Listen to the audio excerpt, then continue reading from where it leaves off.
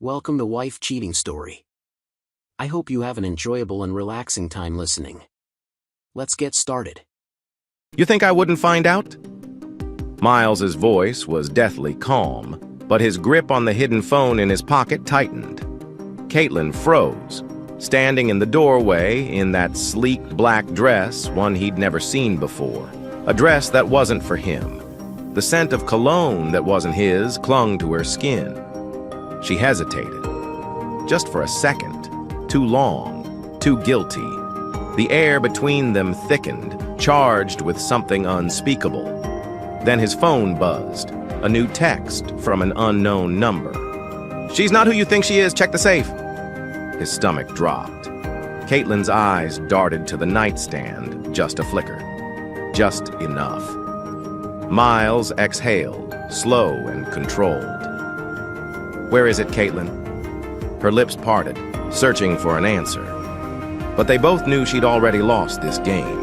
Dear listeners, before we dive into today's story, let us know your location in the comments section, and don't forget to like and subscribe. Now, let's begin the story.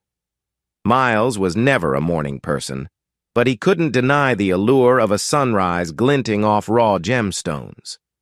There was something magical about that first sliver of warmth reflecting across a dusty cavern wall, illuminating stones that might have been buried there for centuries. His father had introduced him to the craft before he could even tie his shoelaces. He had grown up with calloused hands, singed eyebrows from stray sparks, and a stubborn sense of responsibility carved into his bones. That morning, much like so many in his life, found him driving along a winding highway, far from the city's roar, heading toward a place his father had once told him might be worth checking out. The memory of his father still felt fresh in the back of his mind, and as he drove, he heard the old man's words. "Keep our gems safe, son. It's our legacy, never sell it unless you're drowning." He carried that sacred heirloom with him often, in a discreetly padded case, though he never pulled it out on a whim. It was an odd routine, but it calmed him somehow, made him feel he had a piece of his father's caution and love right at his side. Caitlin, his wife, had once joked about it, teasing that he babied the thing more than he babied her. He would just smile at that. Only a few miles remained until the site, but the crisp memory of Caitlin in their cramped apartment cafeteria at college flooded back. They had been so young when they met two dreamers with wildly different pursuits. Caitlin had that unstoppable fire, always scribbling notes for law school, determined to stand out in a prestigious firm. Miles had teased that she could out-argue a judge and come out looking graceful. She'd laugh, telling him, "One day I'll be among the top attorneys in the country. Mark my words." He parked the truck near a dusty, unmarked pathway. The place looked deserted. Good. He preferred it that way. His father used to say the best stones weren't found in places with big neon signs. They were tucked away, in unassuming corners of the earth, just like the one rumor had told him about. He lugged a backpack filled with tools and flashlights. The area was rocky, sun-baked, and dotted with low shrubs that trembled under a late summer breeze. "It's quiet today," he thought, scanning the horizon, not a single human in sight. He could do his scouting uninterrupted. Minutes later, he found a shallow entrance in the side of a hill, one that might open into the cave system. He tested the beam of his flashlight on the jagged walls. Warm dust drifted lazily in the single shaft of daylight behind him. And then, in the far corner, he spotted a faint shimmer. It was either his imagination or a small seam of quartz reflecting his flashlight. He crouched, carefully chipping away a bit of rock. Sure enough, a scattering of crystal flecks glimmered. "Bingo," Miles murmured. A surge of excitement pulsed through his chest. This was the thrill discovering something new or something valuable, a potential gemstone deposit waiting to be polished into glory. He felt his father's presence in moments like this, but after about an hour of gentle excavation, he pocketed a few samples and decided to head back. A wave of longing hit him. Usually, Caitlin would be texting him some silly check-in message. "Stay safe, mountain man," or "Don't come home with rock dust in your hair again." He checked his phone. No texts, no calls. Odd, but maybe she was buried in her books or her firm's never-ending paperwork. Still, the emptiness of that phone notification screen gnawed at him. He recalled how she used to worry, or at least pretend to. Lately, she'd seemed different. Less concerned with his daily comings and goings, more absorbed in something else. He tried to shake off the uneasy feeling. The sun was dipping when he finally headed back to the truck. The stone samples rattled in the passenger seat as he drove. In the rear-view mirror, he caught himself thinking about that heirloom gem his father had bequeathed him. He could almost see it glowing, even locked away in its padded case under the seat. It felt like a protective talisman. He had a brief flashback of Caitlin saying once, only half joking, "We could buy a house if we sold that thing, you know." His father's whispered warning from years ago overshadowed that suggestion. "Never sell it unless you're drowning, son, and when you do, let it be a last resort." Miles pressed the gas, chasing the dying sunlight. He hoped Caitlin was just immersed in her world, not drifting away. When he finally reached the city outskirts, the day had long surrendered to dusk. Neon lights flickered along the main avenue, and the crosswalks were filled with people living out their typical Friday night. He felt an unexpected pang, some mixture of relief to be back near home and a hint of anxiety. He parked at their modest house, one they'd managed to rent in a quiet neighborhood. The place was dim. Only a single lamp glowed in the living room window. Usually, she would keep more lights on if she was home. He tried not to let that fuel his suspicions. Setting his samples aside, he paused in the driveway, texting her a quick, "I'm home safe. See you soon." No immediate reply. He gave a small sigh and stepped inside. The house was quiet, almost too quiet. Miles flipped on the living room lamp, noticing the faint smell of leftover takeout. On the coffee table was a half-empty cup of iced coffee. Caitlin must have been here earlier. The condensation ring still looked fresh, but she was nowhere to be found. He called out, "Caitlin? You home?" Silence. He exhaled slowly, dropping his gear by the door. Flicking through unread messages, he found nothing from her. Usually, they'd share a quick check-in, especially on days he was traveling for gem scouting. She must be out with colleagues again, he thought, forcing an understanding nod. She had mentioned something about a firm event this evening, though she'd been vague on the details. In the kitchen, he rummaged for a snack, but the fridge was nearly empty. She'd told him a couple days ago, "We'll grocery shop on Sunday, so don't bother restocking yet." He remembered. They used to coordinate everything, a sign of synergy in their marriage. What changed? The question surfaced in his mind again, uninvited. He tried calling her. Straight to voicemail. Anxiety fluttered in his stomach. It was creeping toward 8 p.m., and he realized he was starving. They had planned a small dinner at home tonight, or so he thought. Maybe she'd texted him about a change of plans, and he just missed it. Miles scrolled through recent logs again. No, she didn't. He made a quick sandwich, ignoring the tightness in his chest. Maybe she was truly busy. Caitlin's ambitious. Always has been. He remembered how she used to push herself to excel moot courts in law school, late nights studying legal precedents. Now she was deep in a real firm, hungry to climb. He finished the sandwich in stony silence. The quiet of the house felt suffocating. He put the plate in the sink, washed his hands, then decided a hot shower might calm him down. Emerging from the shower, he checked his phone once more. One new text. He felt a spark of relief. Maybe Caitlin was finally replying. but the number was unknown. The message read, "Watch your back, mountain man. Not everything is as it seems. She's not who you think she is." His heart thumped. He read it 3 times, trying to parse if it was some weird prank. Mountain man. That was a jab Caitlin's friend sometimes used. Did one of her colleagues have his number and a twisted sense of humor? He typed back, "Who is this?" but got no immediate response. He stared at the screen, waiting, but nothing else came through. Sliding into jeans and a comfortable t-shirt, he found himself pacing the living room. The text was so cryptic. It could be a random troll, yet it felt pointed, personal.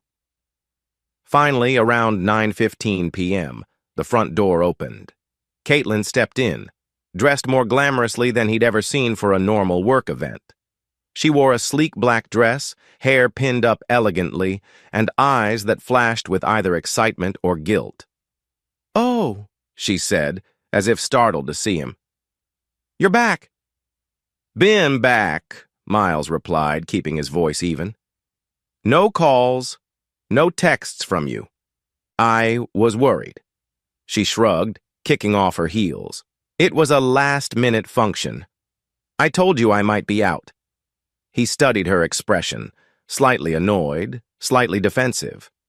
"Dinner was supposed to be tonight," he reminded gently. "Remember, you said we'd do something low-key at home." Caitlin flicked her gaze away. Things changed at the firm. Harry and Jack insisted I join them for a networking social. I couldn't really say no." Miles suppressed a sigh. "You couldn't text me?" She rubbed her forehead.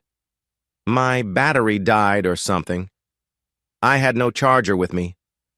I'm sorry." Her apology felt flat. He wanted to believe she just had a hectic evening, but that unknown text message burned in his pocket. "She's not who you think she is."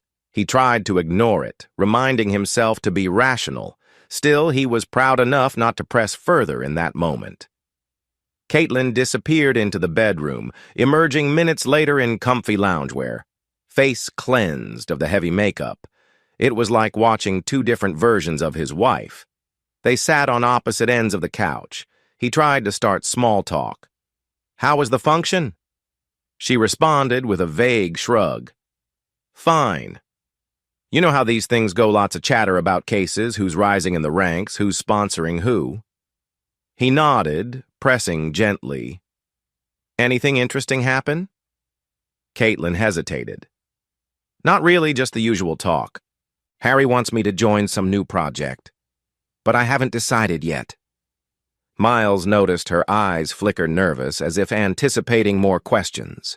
He decided not to push.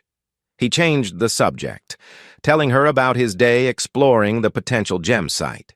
He even produced the sample shards he'd collected, letting her see the faint sparkle.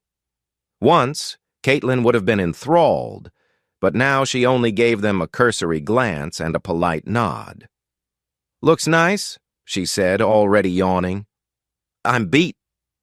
Maybe we can talk more in the morning?" He forced a small smile. "Sure." As she got up, he gently took her wrist. "Hey, Kate, are we okay?" She paused. The question hung in the air, and a flicker of something, regret or impatience, crossed her face. "Yes, Miles. We're fine," she said softly, freeing her hand. "But I need sleep." Without waiting for him to reply, she patted down the hallway. He sat there alone, the TV's soft glow dancing across the living room walls. His thoughts whirled around the unknown text message, her sudden shift in behavior, the glamour of that dress, the missing wedding ring he'd glimpsed as she walked away. He refused to be the guy who jumped to conclusions. They had a life, a future, a promise built on mutual respect. Yet something was definitely amiss. He decided he wouldn't confront her with accusations. He'd find the truth himself, piece by piece. That night, sleep evaded him. He tossed and turned, haunted by half-formed nightmares, a cold, stony cavern swallowing him whole, a voice echoing in the dark. She's not who you think she is. At around 3 a.m., he woke to find the other side of the bed empty. Adrenaline spiked, but a second later, he heard the faint sound of water running.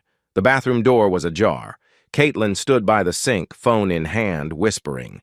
He strained to listen, but she must have heard him stir because she cut off her conversation abruptly.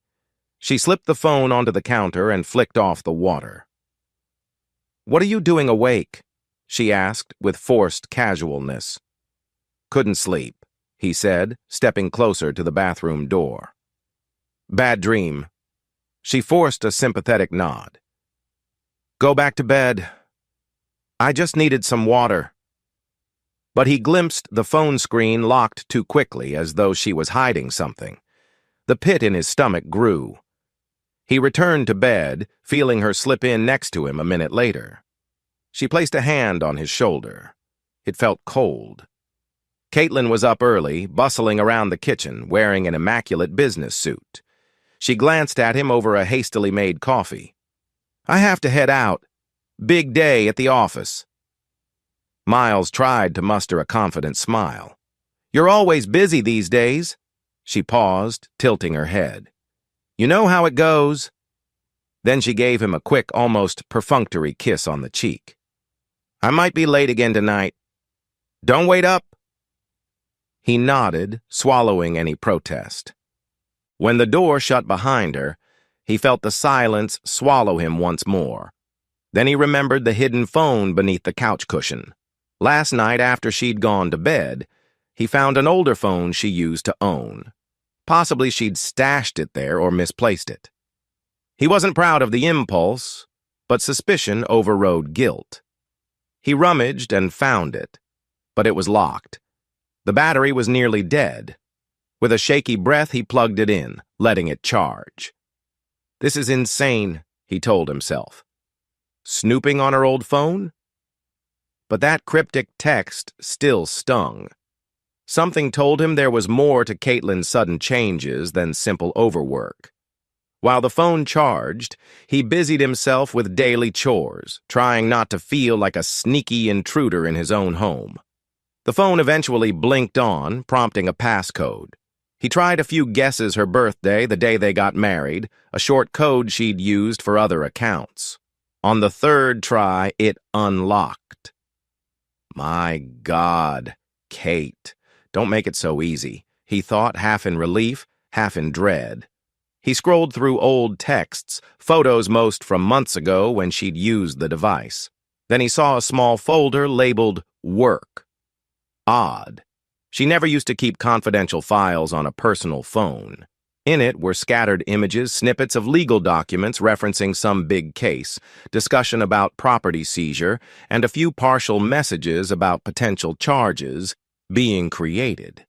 His brow furrowed. None of it made sense.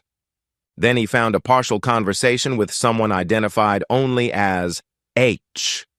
The messages read like coded references to a plan for forging documents or creating a trail of illegal activity. He read one snippet that froze his blood. "We can set him up easily. He's an out-of-towner. No one will question it.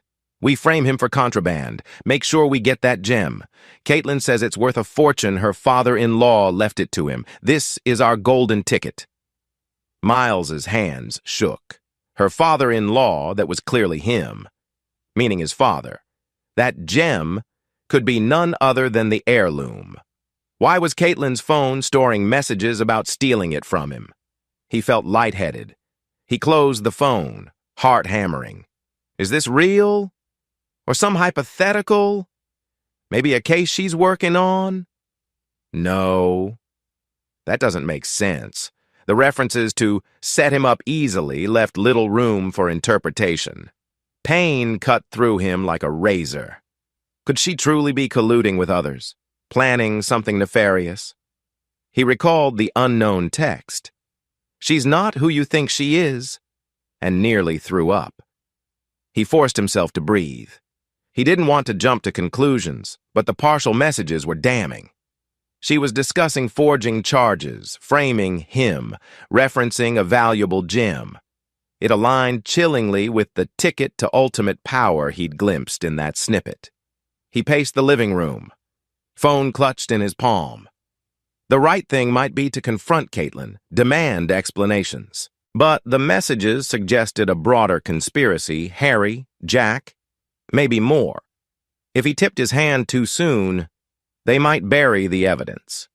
He recalled how she'd grown close to that colleague Georgina, the rumored bad influence, a thrice-divorced woman with a shady reputation. If Georgina was involved, Caitlin might be in way deeper than just a mild fling. Could this be a financial scheme? An attempt to seize the gem? Maybe blackmail him? Fear turned to a steely resolve. He realized he needed more proof, a better vantage.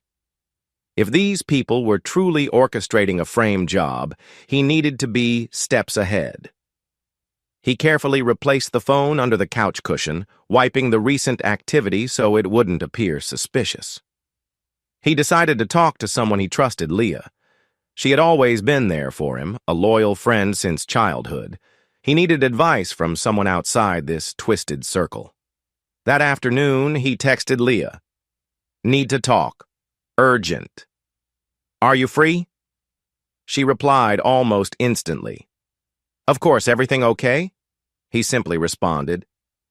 "Can I come by? I'll explain." Leah lived in a small, cozy townhouse on the quieter side of the city. They'd been friends since grade school. She had been the steady presence, the voice of reason when life turned chaotic. She once had a little crush on him he'd known but never acted on it, being too enamored with Caitlin. He arrived to find her in casual jeans and a sweater, hair pulled back. Concern etched her face. "Miles, you look shaken. Come in."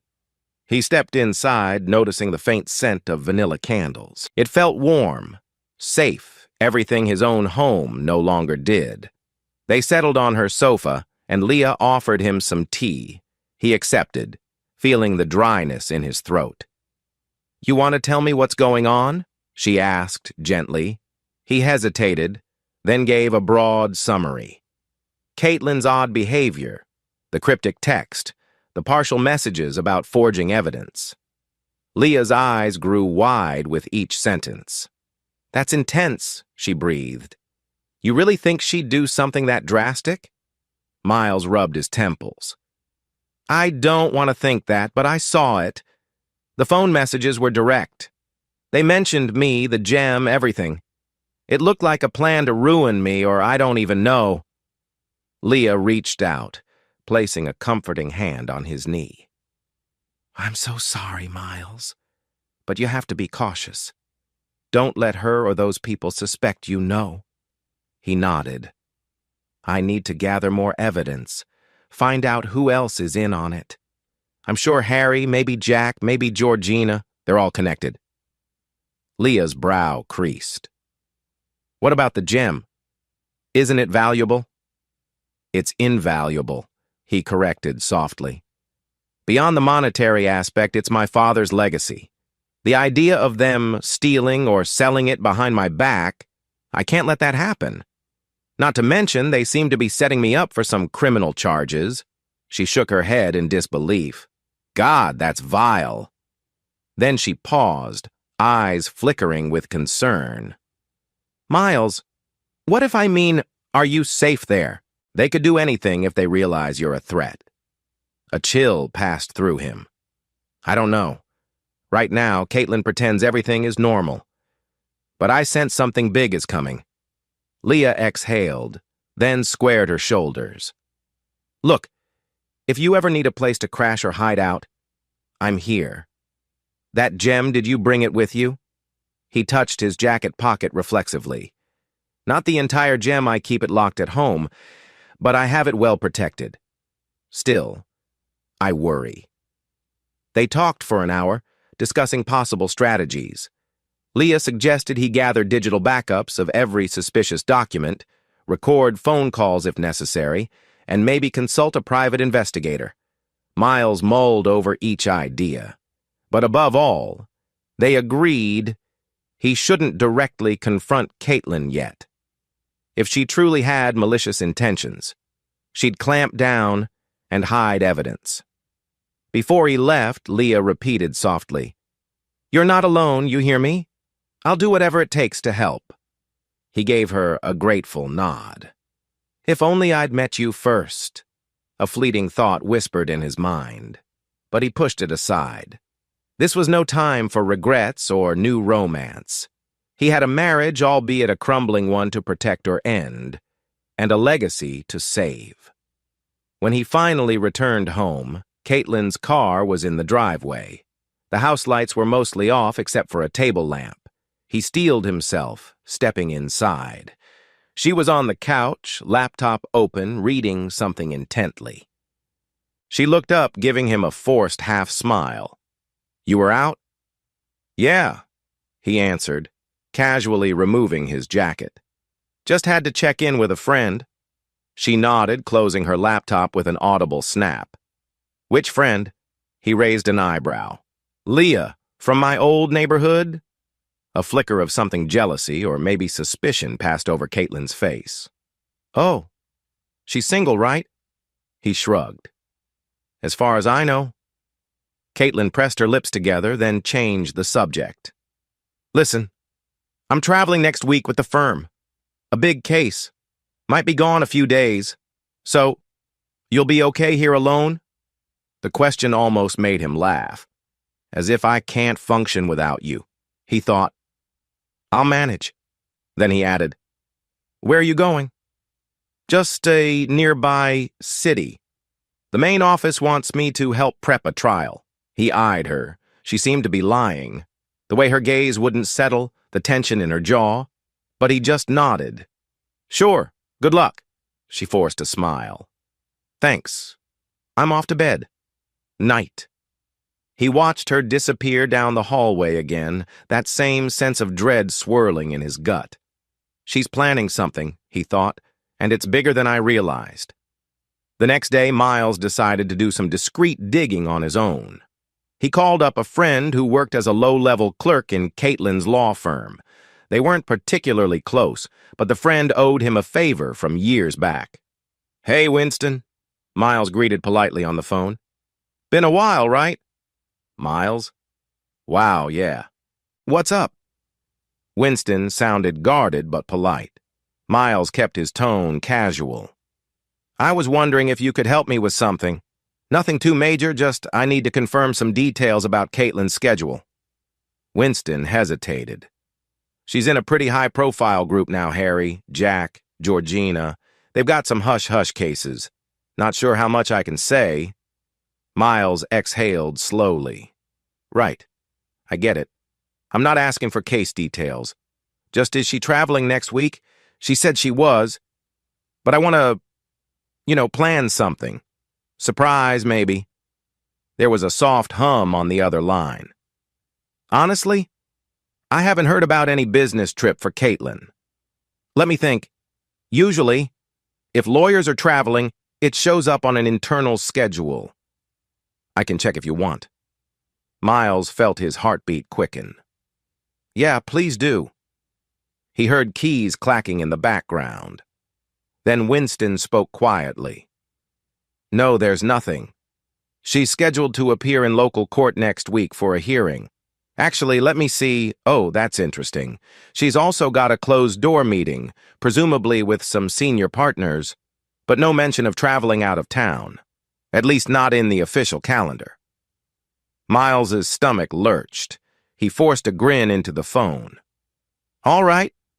Thanks for checking, Winston. You didn't see any mention of, forging evidence or anything suspicious, right?" He tried to make it sound like a joke. Winston gave a confused chuckle. "Haha, no. Why would... Just messing with you. Thanks again."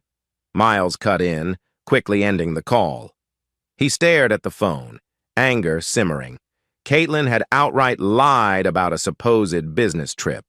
If she wasn't traveling, what exactly was she planning to do next week? That evening, Miles slipped out again, telling Caitlin he needed to handle a gem-related errand. She hardly looked up from her phone, just gave a perfunctory wave. He met Leah at a small, tucked-away cafe downtown, the kind of place with dim lighting and private booths. She had a cappuccino waiting for him. They slid into a corner booth. Leah eyed him. "You look ready to burst." "She's not going on any firm trip," Miles said, voice low but urgent. "I confirmed it. She lied." Leah's eyes narrowed. "So, it's happening soon, whatever they're planning." He gave a curt nod. "Probably. Look, I want to stash some important items at your place for a bit. Documents, recordings, even the gem, maybe. I can't risk leaving them at home." Leah hesitated, then nodded resolutely. "Of course. I'll keep them safe." He sighed in relief. "I'll set up a backup drive with all the digital evidence. In case they do something reckless, I need a failsafe." Leah reached across the table, gently brushing his hand. "I hate seeing you like this. But you're doing the right thing. You're being smart. Don't let them corner you." Her presence calmed him for a moment. He found himself studying the gentle curve of her face, the sincerity in her eyes. Where was Caitlin's sincerity these days? Miles returned late, after dropping off a sealed envelope of documents with Leah. The house was lit up more than usual. He stepped inside to see Caitlin in a heated phone conversation. She froze when she saw him, quickly ending the call. "Was that Harry or Jack?" he asked casually, setting his keys on the table. Her cheeks twitched. "Why do you ask?" "Just curious. Seemed intense." She forced a dismissive laugh. "Everything in the legal world is intense, Miles. You wouldn't understand." He bit his tongue. Another condescending remark. Something had changed in her. This was not the sweet, driven woman he'd once known. She was colder, borderline smug. They said little else to each other that night. He pretended to bury himself in TV. She pretended to be enthralled by emails on her laptop, both aware of the tension humming in the air. The following morning, a small detail caught his eye. Her wedding ring was left on the bathroom sink again. She almost never wore it these days. He picked it up and studied it, recalling how she used to beam whenever she looked at it. Now it was an afterthought. When she rushed out, half late for work, he confronted her gently. "You forgot your ring," he said, holding it out. She flinched, as if stung by the sight of it. "Oh, thanks," she muttered, slipping it into her purse, not even on her finger. He forced a smile, but inside, heartbreak warred with fury. Later that day, he had a casual chat with a neighbor, Mrs. Donnelly, an older woman who loved peeking through windows. She mentioned seeing unfamiliar cars outside his place at odd hours. "Miles, dear, I'm not one for gossip, but sometimes I see a black SUV in your driveway when you're gone," she said, eyes full of concern. "Could be a friend of Caitlin's, but it's a bit suspicious." Miles's stomach dropped. "You're sure it's not her colleague's car?" Mrs. Donnelly shrugged. "Could be. A tall man stepped out once, talking on his phone, pacing. I think I saw him slip a note under your door, but you weren't home." He nodded, forcing calm. "Thanks, Mrs. Donnelly. I appreciate you looking out." Inside, his mind churned. A black SUV, possibly Harry or Jack. Leaving a note? They were brazen, acting as though this was their territory. Days passed in uneasy routine. Caitlin grew more distant, staying out longer, returning with flimsy excuses. Miles quietly moved some possessions like the gem's protective case out of the house. He left a decoy box in its place, ensuring if anyone broke in looking for it, they'd grab the wrong item. He also installed a discreet camera in the living room, pointing at the safe where he'd typically keep precious stones. If someone tried to tamper with it, he'd have footage. One night, as he dozed restlessly on the couch, he heard the front door jiggle. Glancing at the clock, it was 2 a.m. A surge of alarm spiked through him. He pretended to be asleep, half-lidded eyes on the living room. Caitlin slipped in, accompanied by Georgina. They whispered in hushed tones something about Harry's plan. "And we need to finalize the papers." Miles heard Georgina's cold laugh. "He's probably asleep. By the time he realizes, we'll have everything we need." Caitlin nodded. "Just not sure how long we can maintain the facade." Miles forced himself to stay limp, feigning deeper sleep, mind racing. They lingered, rummaging quietly near the hallway. Georgina glanced over at him, then whispered, "He's out. Let's go." They disappeared into the bedroom corridor. He stifled the urge to jump up and confront them. He needed them to feel complacent so they'd slip up. In the morning, Caitlin was gone again. He reviewed the living room camera footage from the previous night. Sure enough, it showed them creeping in, searching near the safe. They opened it, found the decoy box, and rummaged inside. Georgina's frustration was evident as she slammed it shut, cursing under her breath. Miles clenched his fists. They're actively searching for the heirloom. Thank God he'd moved it. He saved the footage to an external drive, labeling it carefully. The final puzzle pieces were aligning. They wanted to set him up as a criminal while also stealing the gem. Possibly for quick cash or black market sale, who knew? Late that afternoon, Caitlin texted him. "We need to talk tonight." He felt a chill. Finally, he replied, "Sure, I'll be home." He braced for confrontation, uncertain how much she would reveal, but that sense of dread returned.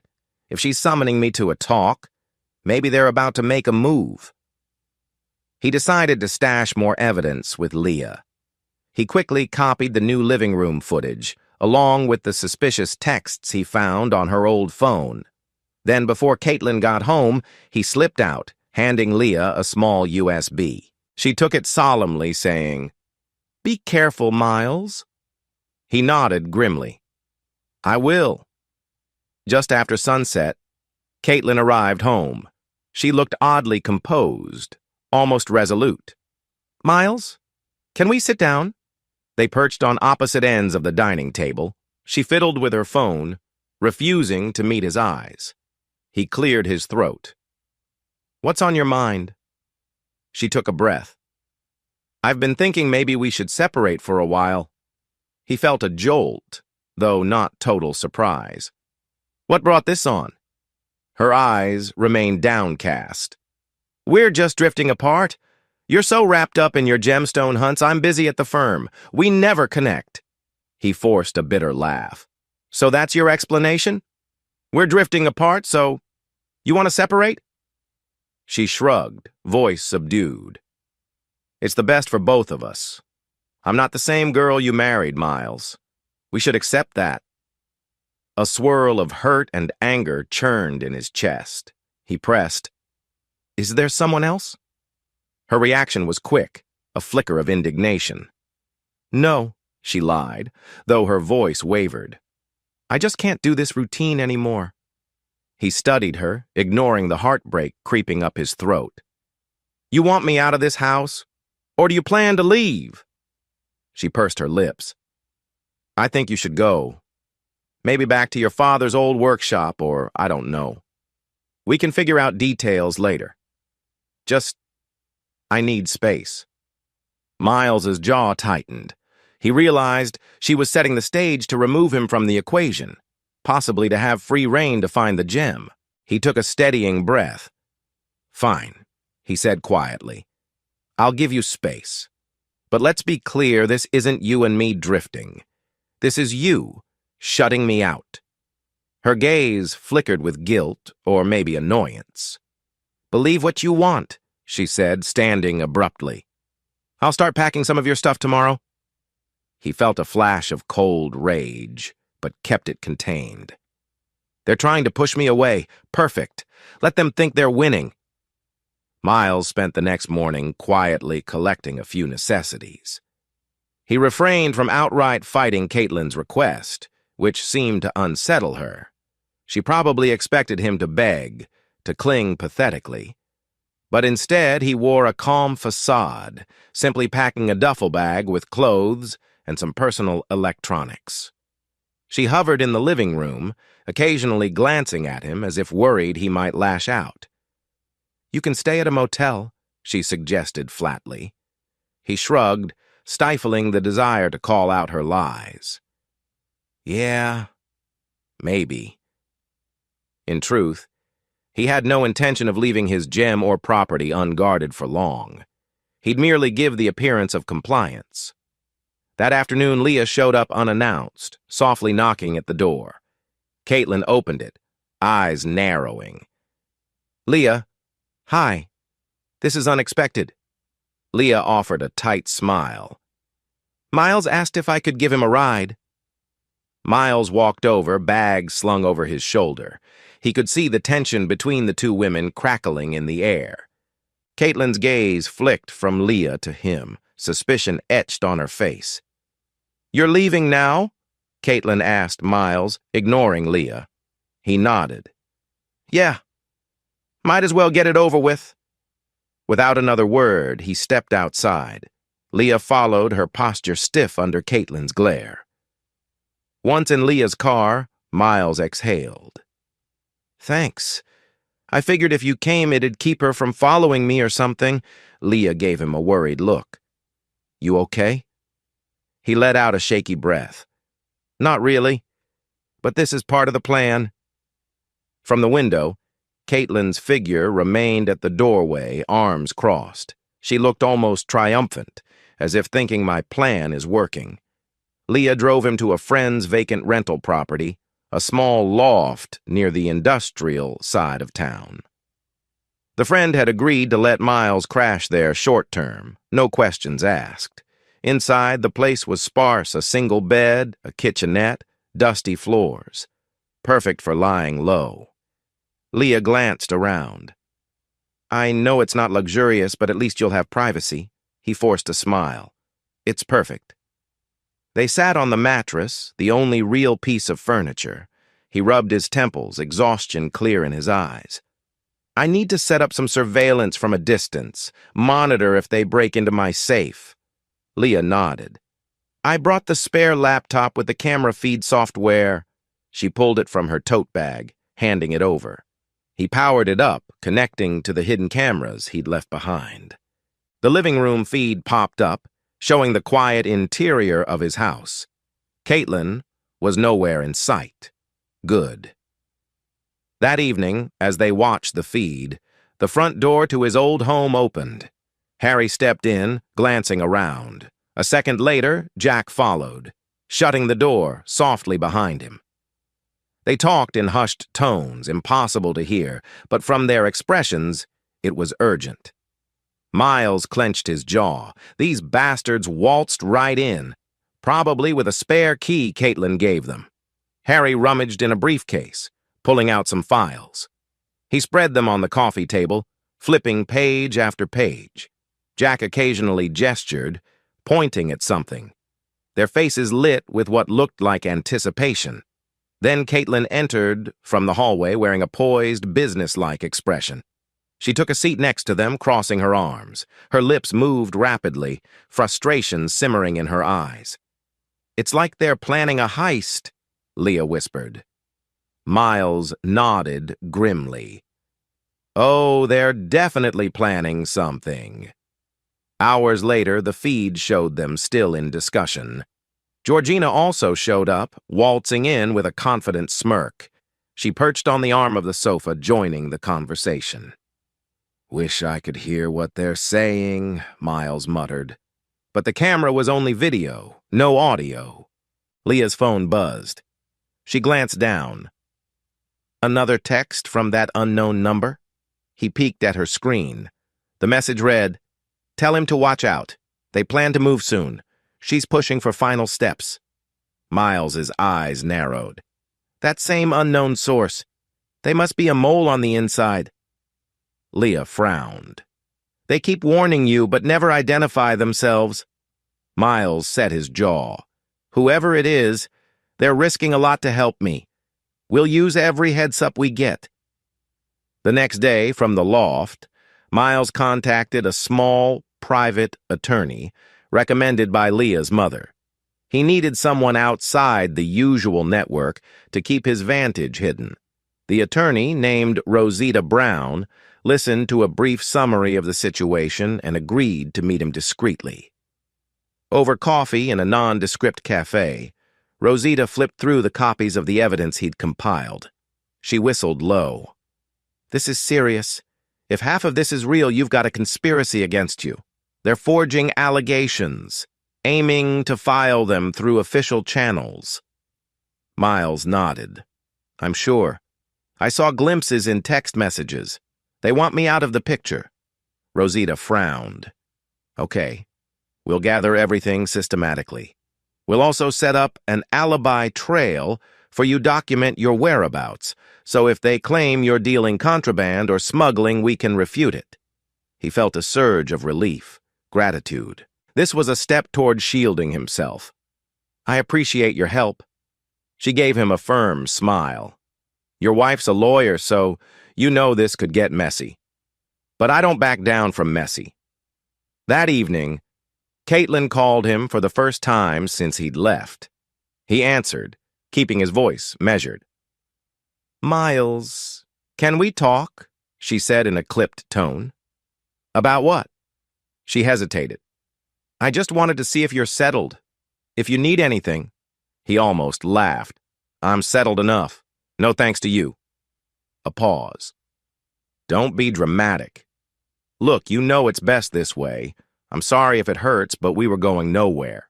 He stared at the half-empty loft, fists clenched. "Right." He decided to fish for info. "Are you handling that big, new project with Harry, Jack, and Georgina?" She stiffened audibly, not expecting him to mention them by name. "Why do you ask?"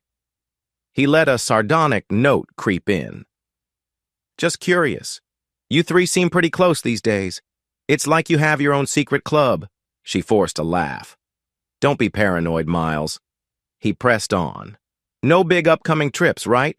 Because I heard from your firm's clerk that you're scheduled for local hearings." Her voice sharpened. "Were you checking up on me?" He smirked to himself. "We're still married, Caitlin. Let's not pretend we're strangers. I can ask questions." "I don't owe you any explanations," she snapped, then softened her tone abruptly. "Listen, I just want to make sure we handle this separation civilly." Miles resisted the urge to fling accusations. "You want it civil so you can proceed with your plan quietly." "Instead," he said, "don't worry. I won't cause trouble." She exhaled. "Good. I'll be in touch." Then she hung up. With each day, Miles expanded his protective web. He told only a few trusted friends the basics, that his marriage was ending, and he suspected unscrupulous tactics from Caitlin's circle. Some friends offered moral support, others were too stunned to help. Leah remained his rock-coordinating safe-house errands, dropping off groceries, even discreetly delivering new security equipment. Together, they monitored the camera feed. They saw Georgina come and go at odd hours, rummaging around, presumably searching for the gem. One late afternoon, the feed showed Caitlin unlocking the safe. She found it empty except for the decoy box. She flung it aside in frustration. Georgina stood behind her, arms crossed, expression angry.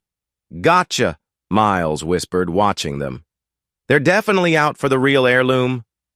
Rosita, the attorney, called with an update. "I did some public records checks. Your wife, along with Harry and Jack, recently formed an LLC. It's named CG Holdings. Any idea what that is?" Miles's jaw tensed. "Never heard of it."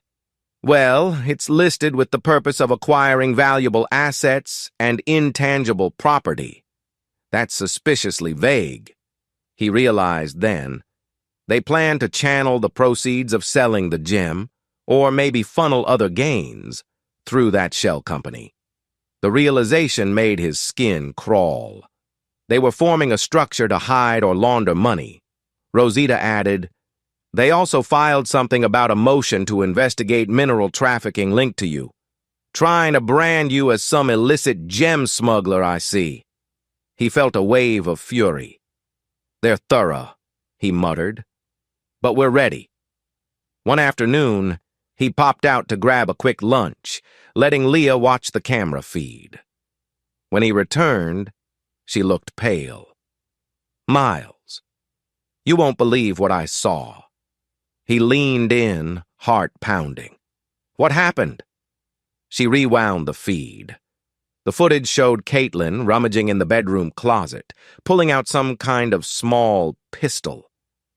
She checked it with practiced motions like she had done it before. Then she tucked it into a drawer by the bed. Miles's blood ran cold.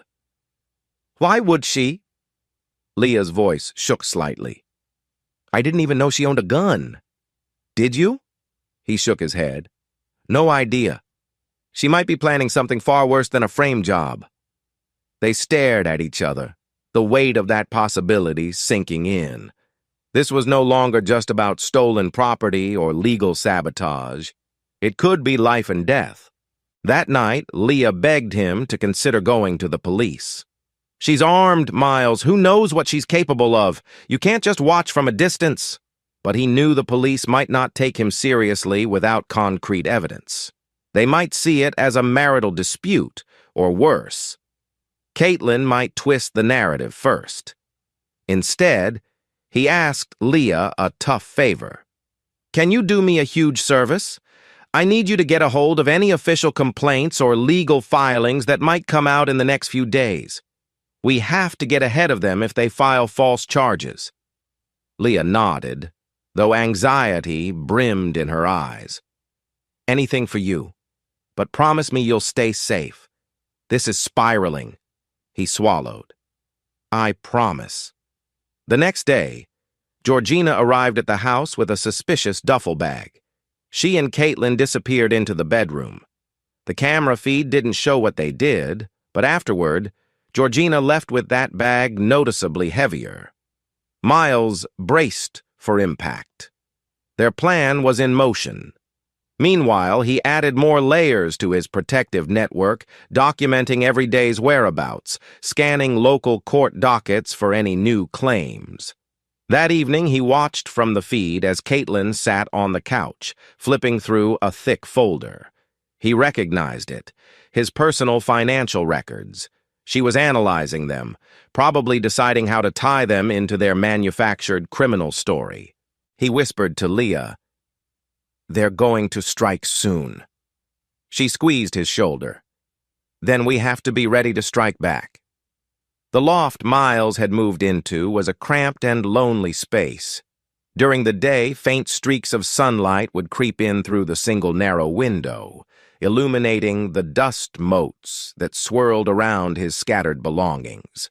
His duffel bag lay unzipped, half of its contents spilling onto the floor shirts, a couple of folded pants, socks, and a toothbrush in a battered plastic case.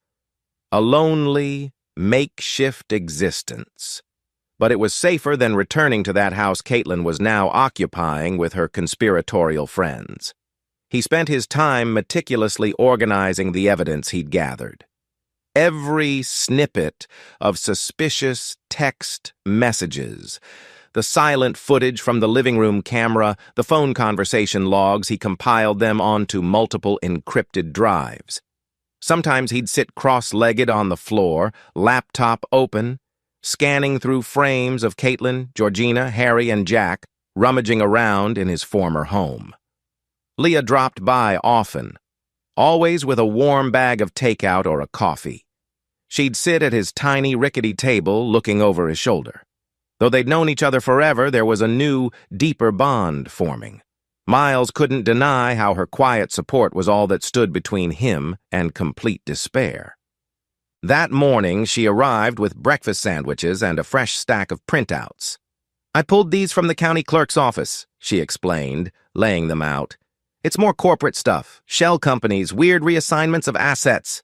I can't say I understand it all, but it's definitely suspicious." Miles skimmed the documents, eyes flicking across references to CG Holdings, new property acquisitions, and names of attorneys he recognized from Caitlin's firm. "They're planning something massive," he muttered. "Not just stealing my gem, probably funneling money through these shells. The question is, why now?" Leah shrugged, tapping a date on one of the forms. "Look, some of these transactions ramped up right before you moved out. I think they needed you gone so they could finalize bigger deals." He exhaled, feeling a swirl of anger and sadness. "She's known about my father's heirloom for years, always teased me about selling it for a quick fortune. I guess now she has more twisted motivations and a team of shady lawyers to help." They ate in subdued silence. A soft beep on Miles's laptop indicated motion detection from the camera feed. He opened the window on his screen. Caitlin and Georgina were in the living room, crouched near the sofa. Georgina tossed a few notes onto the coffee table. Caitlin read them, face taut with tension. Then Georgina pulled out a piece of paper that looked suspiciously like a police warrant or official document. Leah leaned in. "They're forging something new?" Miles's jaw clenched. "Possibly. Could be an affidavit or some phony search order. Looks official enough." Caitlin's expression in the feed was guarded, her lips pressed into a thin line. Georgina pointed to a line on the paper, and Caitlin nodded grudgingly. They both looked determined. Miles swallowed hard. "We have to prepare for the possibility they'll try to drag me into court under false pretenses. I need every shred of counter-evidence ready." Leah reached over, squeezing his arm gently. "We'll be ready." That evening, Miles was dozing in the loft's creaky bed when his phone buzzed. He squinted at the screen. Unknown number. Heart pounding, he answered. A muffled voice hissed, "They're moving on you tomorrow. They have papers ready to file with the local PD claiming you're smuggling precious stones illegally. They have a witness who'll swear you bribed customs or something. They want you arrested easier to control you that way." Miles sat upright, breath catching. "Who is this? Why are you helping me?" "Just trust me, I've seen too many innocent people crushed by them. You're not the first." "They want that gem." The voice trembled slightly, maybe with fear or urgency. He demanded again, "Tell me your name." Silence then. "Call me an old friend. Watch your back." And the line clicked dead. Miles cursed under his breath. He dragged a hand over his face, heart thudding. If the conspirators had gotten to the point of forging a police case, time was short. They might knock on his door with cops in tow any moment. He jumped out of bed, rummaging through a pile of clothes. He dialed Rosita, his attorney, ignoring the late hour. She answered groggily. "Rosita, sorry, but I got a tip. They're going to the police tomorrow, claiming I'm smuggling stones illegally. We need to get ahead of it." Her voice sharpened. "Okay. I'll call in some favors first thing in the morning. I can approach a judge, maybe preempt their filing with a motion to challenge. We'll need your documented proof that you obtain all gems legally." Miles exhaled, relief mixing with anxiety. "I have receipts from licensed mineral brokers plus the standard forms from my father's estate. I'll compile them tonight." "Perfect. Don't do anything rash, and if you see cops at your door, remain calm," Rosita advised. "I'll do my best to keep you from being blindsided." He thanked her, then sank onto a chair, adrenaline still racing. Tomorrow could be the day it all blew open. By sunrise, Miles had spread out a dozen documents across the tiny loft. Each was a legitimate certificate or invoice for gemstones he'd acquired over the years. Some were from out-of-state quarries, others from private sellers. He had all the right signatures and receipts. He'd always been honest in his work. When Leah arrived, looking sleepy but determined, they organized everything into neat folders. "We'll meet Rosita at her office and file these so the courts see your side," she said, handing him a cup of coffee. He nodded, gulping the scalding liquid, fighting nerves. "Let's go." They climbed into Leah's car, heading downtown. The city streets were just waking up, commuters bustling, streetlights flickering off. At the law office, Rosita was waiting at the door, hair still damp from a rushed shower. She ushered them inside, ignoring the curious looks from a junior secretary. "I'm drafting an affidavit," Rosita explained briskly, leading them into a small conference room. "If they file a complaint, we can immediately present these counter documents, proving you run a legitimate gem business. Let me see your receipts, your quarry licenses, everything." Miles laid them out, stepping aside so she could flip through. Leah hovered near the window, occasionally checking the phone for any new camera feed alerts. An hour later, Rosita had typed up a thorough summary, listing each piece of evidence, cross-referenced with photos and copies of deposit slips. "I'll file this electronically. If their complaint hits the system, your affidavit will appear simultaneously. That should force the police to investigate properly before hauling you in." He exhaled. "Thank you." Rosita paused, tapping a pen on the table. "This doesn't mean they can't still try to set you up, but it'll make it much harder for them to do it quietly. Judges don't like half-baked claims when there's documented proof to the contrary." Leah touched Miles's shoulder. "We just have to keep watch." Bolstered by the legal shield, Miles decided to do something bold. Go back to his house in daylight. Officially, it was still partially his. They had no formal separation agreement or restraining order. If they tried to forcibly remove him, that might blow their cover. Leah was nervous. "What if they corner you?" He shoved a small portable recorder in his pocket. "I'm counting on that. Let them talk. I need more evidence." She insisted on waiting in the car nearby just in case. So, mid-afternoon, Miles walked up the familiar path to his front door. The lawn was a little overgrown. He noticed new tire tracks in the driveway, probably from that black SUV. He inhaled, then used his key. The door unlocked. Good Caitlin hadn't changed the locks yet. Stepping in, he braced for confrontation. Inside, the house felt strange. Many of his personal items were gone or shoved into boxes near the front closet. The living room was rearranged. A faint smell of cologne that wasn't his lingered. He glimpsed a half-finished whiskey glass on the coffee table next to scattered documents. No sign of Caitlin or the conspirators. He ventured down the hallway, checking the bedroom. The bed was messy, sheets tangled. He found a men's shirt draped over a chair, definitely not his size. Anger flared. Hearing a noise from the kitchen, he quietly stepped back. Suddenly, Georgina emerged from around the corner, nearly colliding with him. Her eyes widened, then narrowed. "You? What are you doing here?" Miles kept his voice cool. "This is still my house." She scoffed, crossing her arms. "Caitlin said you'd moved out?" He shrugged. "I moved out, but I'm not gone." "Where is she?" "Out," Georgina said shortly.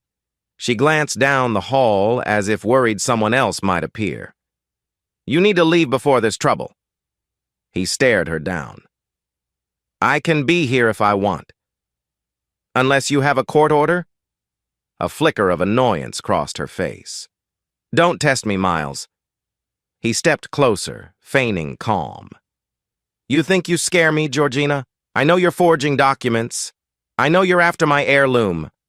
She snorted, but her posture stiffened. "Get out." He let silence stretch. Then, behind Georgina, he spotted Harry stepping into the hallway. Perfect. More confrontation, more potential slip-ups. Harry frowned. "Miles, didn't expect to see you." Miles turned slightly, catching Harry's reflection in a hallway mirror. He pressed the record button on his phone in his pocket. "Why so surprised?" "It's my property." Harry gave Georgina a look, then approached with forced casualness. "Look, man, we don't want a scene. Caitlin's not here, so maybe come back later." Miles set his jaw. "No, I'll wait. We have matters to discuss like the rummaging in my safe. Or the fact you're building a fake case to label me a smuggler. Georgina's lips tightened. We have no idea what you're talking about. He let out a harsh laugh. Really? Because you've been snooping around, forging papers, and there are camera recordings. I'm sure the cops would love to see. Harry's face momentarily paled. He quickly masked it with a sneer. You're paranoid. Caitlin told us you'd conjure conspiracies. She's done with you. Accept it. Miles forced a grin. Yeah, she's done with me. But that doesn't mean she can steal from me or frame me. Georgina advanced, voice dropping to a hiss. Listen, you. Don't step in where you're not wanted. If you cause trouble, we'll bury you in legal hell. You won't have a dime to your name. He glared. Is that a threat? It's a fact, she snapped. Get out now, or I'll call the police and say you're trespassing. Miles spread his arms. I'd like to see them try. I have legal rights here. Harry placed a hand on Georgina's shoulder as if calming her. Let him go. He's obviously fishing for a fight. We don't need that now. Georgina shot one last glare at Miles, then stormed off. Harry followed but paused in the hallway. He turned back, voice low. Don't come back. You're not the only one with connections. Then he disappeared around the corner. Moments later, the front door slammed. Miles stood alone, adrenaline surging. He ended the phone recording, heart pounding. That confrontation might be worthless if they didn't incriminate themselves with specifics. But at least he proved to them he wasn't backing down. He took a few minutes to gather some more personal items. On a hunch, he checked the bedroom drawer where the gun was last spotted by the camera. Empty. They must have moved it. He noticed the hamper was full of men's clothing that definitely wasn't his. Pain stabbed him. Caitlin must be letting one of them, maybe Harry, stay over. So they're mixing business and pleasure, he thought with disgust. Before leaving, he jotted a quick note. This house is still mine. Any damage or theft will be prosecuted. He left it on the coffee table, a subtle warning.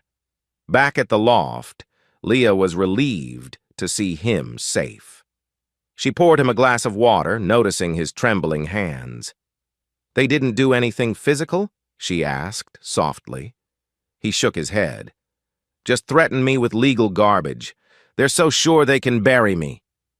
He played the recording for her.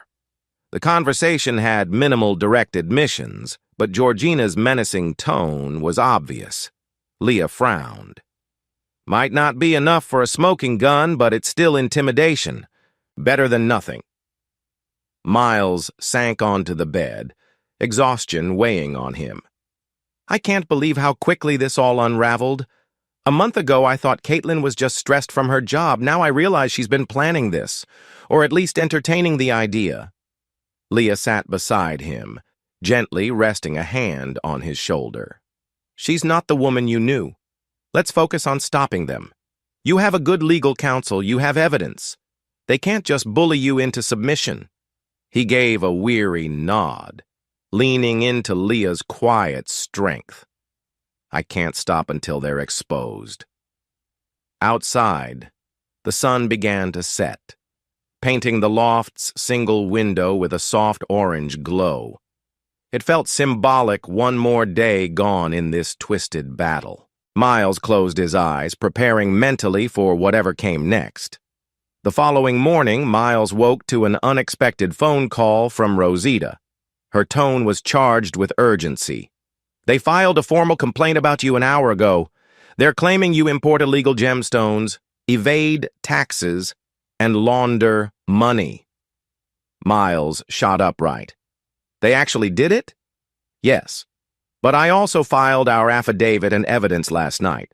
The judge overseeing the matter is reviewing everything. That means the police can't just swoop in and arrest you without a deeper inquiry. I've requested a hearing so we can present your side. Thank you. He rubbed his forehead, a wave of relief washing over him. What about the weapon angle? I suspect they might claim I own unlicensed firearms or something. Rosita clicked her tongue. So far, no mention of firearms in their complaint. But keep your guard up. They might spring that later if they think it'll stick. Miles clenched his fist. Understood. He relayed the news to Leah, who was in the kitchen making them instant oatmeal. She let out a breath. At least they can't blindside you. That judge is forcing a real investigation, right? Right. We'll have a hearing hopefully soon to dismiss their bogus claims, he replied, trying to steady the swirl in his gut. Still, I hate that they're officially dragging me into a legal battle. Leah nodded. Better than rotting in a cell because of some shady accusations. He gave her a grateful look, then realized he had a text from that unknown number. They took the next step, but not all of them agree with the plan. One of them is getting cold feet. Watch for signs. Miles read it aloud to Leah. She frowned. Which conspirator would get cold feet? Georgina seemed pretty ruthless, Harry too. He considered Jack. That one had always struck him as more of a follower than a leader, possibly less morally unwavering. Jack might be the weak link? Leah nodded. If he cracks, you might get a direct confession. Miles tucked his phone away, mind spinning with possibilities. If we can turn Jack, or at least get him to slip up, everything could unravel for them. That afternoon, while Miles was flipping through more legal forms, his phone rang again. Winston, the clerk from Caitlin's law firm. He quickly answered. Hey, Winston. Everything okay? Winston's voice was hushed. Not really. I overheard something in the break room. Jack's been asking if there's a way to back out of some arrangement. He seemed stressed. Harry basically told him to shut up and stick to the plan. Miles felt a pulse of adrenaline. When did this happen? Like 20 minutes ago. I only caught pieces, but I think they're worried Jack might flip or sabotage the complaint. They left the firm together looking pretty heated. Thanks, Winston. This is huge. Keep your ears open, but be careful. He hung up, turning to Leah. It's definitely Jack. He's cracking under the pressure. She pushed her hair behind her ear, excitement glowing in her eyes. If we can find a way to talk to him, maybe we can push him to come clean, or at least provide us with direct evidence. Miles nodded, determined. Yes. I just need to figure out how. Feeling a surge of hope, Miles decided to attempt direct contact with Jack. He had the man's phone number from an old firm gathering. It was risky, but worth a shot. He dialed. It rang several times before a wary voice answered. Hello?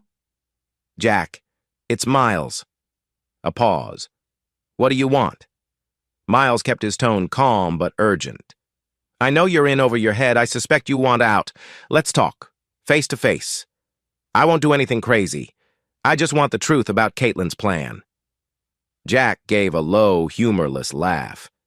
You're paranoid, man. There's no plan. Cut the crap, Jack. Miles pressed.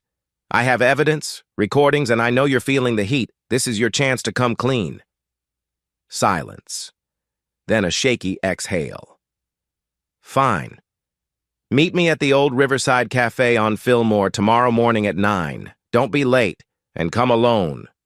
Miles's heart pounded. I'll be there. He hung up, excitement flooding his veins.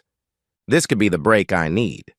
Leah, who'd been listening anxiously, said, That's risky, but if Jack's ready to crack, you might get valuable evidence. Miles nodded, face set with determination. I'll record the conversation discreetly. Wish me luck. The next morning, Miles arrived at Riverside Cafe around 8:45 a.m. The place was half empty, just a couple of elderly patrons sipping coffee, a bored waitress flipping through a magazine, some background music crackling from an old radio. He chose a booth near the back, keeping an eye on the entrance. His phone's recorder was already on, tucked in his shirt pocket. By 9:15, Jack still hadn't shown. Miles's nerves twisted. He ordered a small coffee, fighting the urge to pace. At 9:30, the door opened. Instead of Jack, Georgina strode in, scanning the room with a smirk. She spotted Miles and walked over, arms folded. He frowned. "Where's Jack?" She shrugged, sliding into the booth. "He's indisposed. I'm here to relay a message." Miles's guard rose. "So this was a setup?" Georgina smiled coolly. "He got spooked. Told Harry you were pressuring him, so they sent me to deal with you." Miles clenched his jaw. "Deal with me how?" She leaned in, lowering her voice to a purr that made his skin crawl. "We can keep things civil if you walk away from all this. Drop your attempts to fight the complaint, relinquish the gem, and sign off on a hush deal. You'll get a small payoff, then vanish." He nearly laughed in her face. "That's your brilliant offer? Surrender my father's heirloom and let you label me a criminal? No thanks." Her eyes flashed. "If you refuse, the next steps won't be so polite. We can push for an arrest. We can make sure you never see daylight again." He let a cold fury seep into his voice. "You might try, but I have lawyers, evidence, enough to make your entire operation collapse." She hesitated, annoyance simmering. "You're too stubborn for your own good. Caitlin gave you an out separation. You could have taken some money and gone.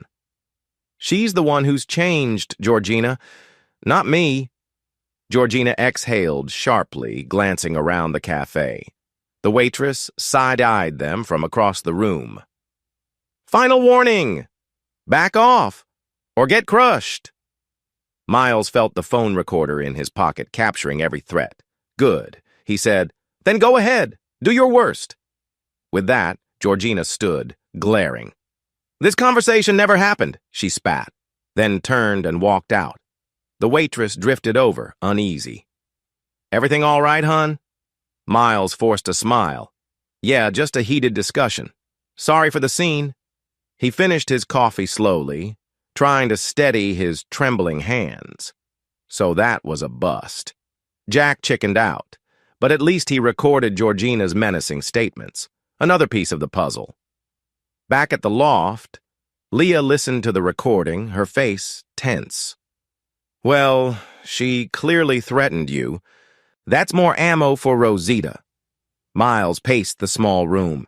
"Yes, but it doesn't prove the entire scheme, just that they want me gone. Georgina's words are vague enough that they might spin it as a personal spat." Leah frowned. "We need a direct link to the false allegations. Something that says they're forging or paying off a witness. Hard proof." He nodded. "Jack was our best shot. Maybe we can corner him again if we find him alone." Leah sighed. "I hate that you're risking so much. But you're right. That might be the only way to blow this wide open."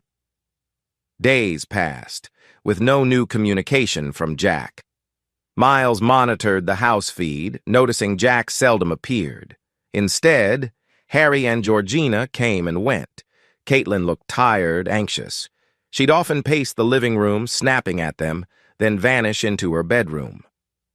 One late afternoon, the feed showed Caitlin alone, rummaging in a drawer. She pulled out that gun again, checking it with an unsteady hand. Miles's heart thudded.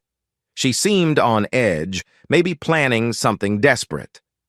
That night, Winston called again. "I overheard more from Jack. He's basically telling Harry he refuses to testify to certain allegations, especially the firearms part. Something about not wanting perjury charges." Miles inhaled sharply. "Firearms part? They must be adding a new lie." "Yeah. They want to claim you have an illegal gun or sold weapons along with gems. Jack's uncomfortable lying about that." "Thank you, Winston. Keep me posted." He ended the call, telling Leah. She bristled. They're escalating. They probably realize the gem smuggling story alone isn't enough. Now they want a bigger, scarier accusation. Miles clenched his fists. This is insane. But if Jack's refusing, it might cause a rift in their group. She nodded. We have to capitalize on that rift. One evening, Miles ventured out for groceries, exhausted from living on takeout. The local market was nearly empty as he pushed a squeaky cart down the produce aisle. He paused to check some apples, mind elsewhere, when he glanced up and saw Jack. Jack froze, gripping a basket. They locked eyes. The tension in the air was palpable. Miles set the apples down, stepping closer. "We need to talk, Jack." Jack glanced around, panic evident. "Not here, man. I can't." Miles lowered his voice. "I know you're reluctant about lying in court. You don't want to ruin yourself, so help me. Tell me what they're planning." Jack's expression twisted with guilt. "You don't understand. Harry and Georgina, they have connections. If I betray them, my career is over, maybe worse." Miles gave a bitter half-laugh. "Your career is the least of your worries if you commit perjury. They'll feed you to the wolves if it suits them. You see how they treat me." Jack gulped, eyes darting around to ensure no one was eavesdropping. "Caitlin said it's too late for you. You have no shot. They're set on forging more evidence, claiming you own multiple illegal weapons. The plan is to tip the cops to search your place for those planted guns." Miles's heart pounded. "Then help me stop them. I can protect you if you come clean. I have an attorney who can file a whistleblower statement. You'll be safer with the truth on your side." Jack shook his head, fear plain. I can't talk about this. Please, forget we met." He turned, scurrying off. Miles debated following, but realized pushing too hard might spook him further. Instead, he memorized Jack's revelations. "So they intend to plant firearms in my old house, or somehow link them to me." He hurried out of the store, his appetite gone. This was going to escalate fast. If they actually snuck guns onto the property, that might prompt a police raid. Miles returned to the loft to find Leah pacing, phone in hand. She rushed over. "Caitlin tried to call you 3 times. Then she called me asking if I'd seen you." He frowned. "Why would she call you?" Leah shrugged, worry creasing her brow. "She acted like it was just a friendly check-in, but it felt off. She said something about needing to drop off some official documents for you, but she wouldn't specify what." Miles set down his grocery bag. "Official documents? That might be a trap. She could be planning to lure me somewhere?" Leah bit her lip. "I told her I didn't know where you were. She insisted if I saw you, I should say she wants to meet. She left a location, a parking lot near the courthouse." He grimaced. "Sounds fishy. She's never wanted to meet me face-to-face alone since this started." Leah nodded. "Could be a setup to have cops waiting with a plant of firearms in your car or something. But maybe we can use it to our advantage." Miles sighed. "We have to be careful. The last time I tried meeting Jack, Georgina showed up. No telling who might appear if Caitlin invites me." She rubbed her temples. "We're running out of time. They're about to pull the firearms card. If they place even one unregistered weapon in your trunk or the loft, a single tip to the police could mean an arrest." He stared at the floor, mind churning. "Then we preempt them. Let me call Rosita, see if she can arrange an immediate search of my place by a neutral third party to prove there are no illegal guns here. Then if they try to plant something later, we have a timestamp showing it wasn't there before." Leah's eyes lit up. "That's brilliant. A voluntary inspection or something?" He nodded vigorously. "Yes. I'll also store the rest of my personal stuff somewhere else. If the cops find anything, we can show it was obviously planted after the inspection date." They set to work, calling Rosita. The attorney agreed with the plan. She'd reach out to a local notary or licensed official to do a walkthrough of the loft, sign an affidavit that no contraband was present. 2 days later, a neutral security consultant named Derek arrived at the loft, accompanied by Rosita. They had a standardized form to document any items in the dwelling. They checked the closets, under the bed, the little bathroom, every nook. Miles stood by, heart pounding, but there was no contraband, no weapons, no hidden stash, just his clothes, some gem certificates, and basic living supplies. Derek took photos, itemized a short list of personal effects, then signed a sworn statement that no firearms or suspicious items were found. Rosita countersigned. "Now we have a solid record," she said, handing Miles a copy. "If they try to claim you had guns here, we can show this document." He breathed relief. "Thank you. This is exactly what I needed." Leah looked on, a faint smile on her face. At least one less angle for them to exploit. The next morning, Caitlin texted again. "Meet me at the Maple Courthouse parking lot at 2 p.m. alone. We settle this once and for all." Miles showed the message to Leah and Rosita. The attorney pursed her lips.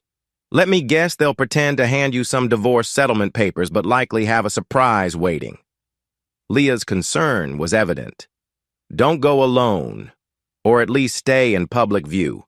They might try to slip a gun into your car or claim you threatened them." Rosita nodded.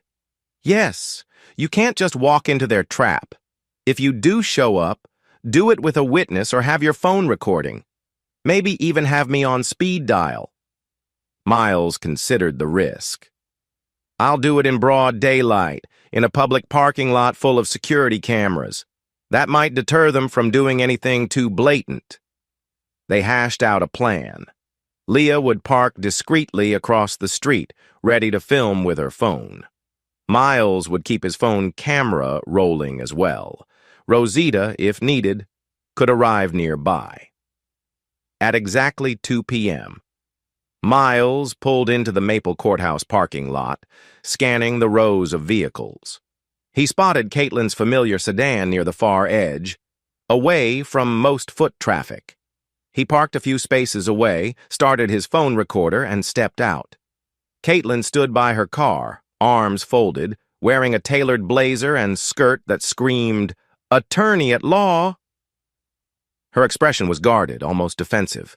He approached slowly. "Here I am. What's so urgent?"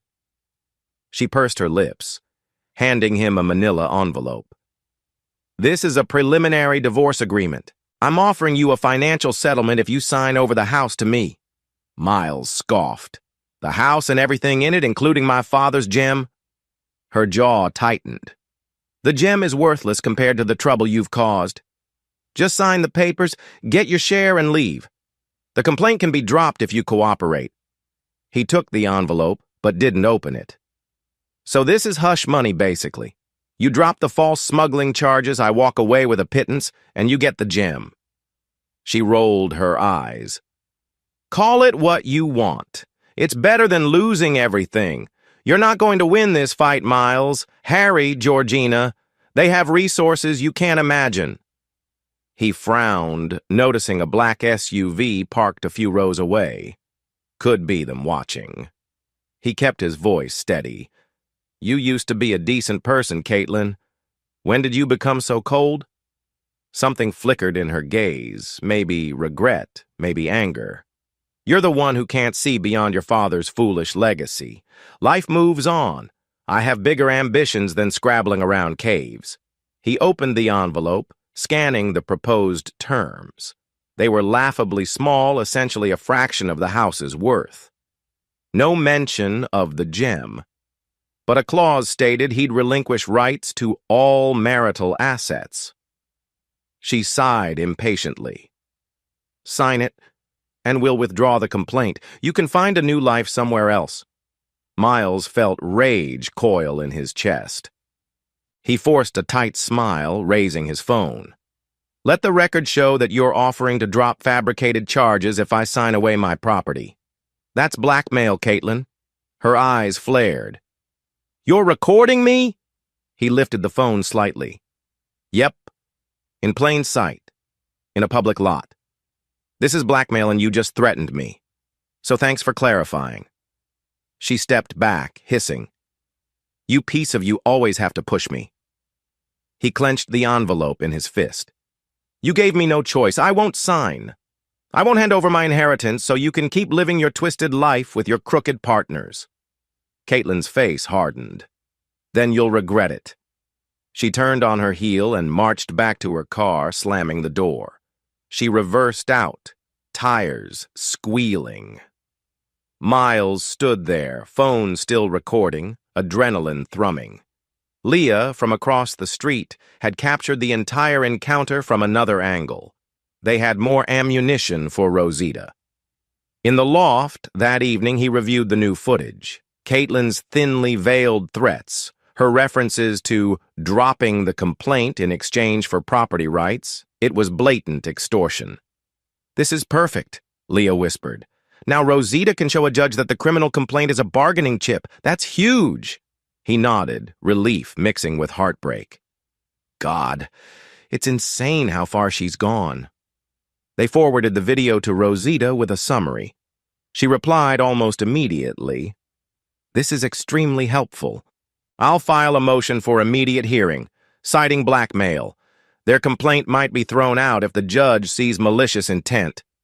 Miles let out a tremulous breath. We might be turning the tide. Leah set a hand on his shoulder. You're doing it, Miles. Hang in there. But a sense of foreboding lingered. If Caitlin's blackmail attempt failed, they might escalate. Sure enough, that same night, a loud bang rattled the loft's flimsy door. Miles, half asleep, jumped to his feet. Leah, who'd stayed over on the couch, stirred awake with alarm. Another bang. Bang, bang. Open up! A male voice demanded. Miles turned on the lights. Who is it? Police, the voice barked. We have a tip about illegal firearms. His heart lurched. But he remembered the voluntary inspection. He unlocked the door. 2 uniformed officers stood there, looking stern. We received a complaint that you're storing unregistered guns here. May we come in? He swallowed, forcing calm.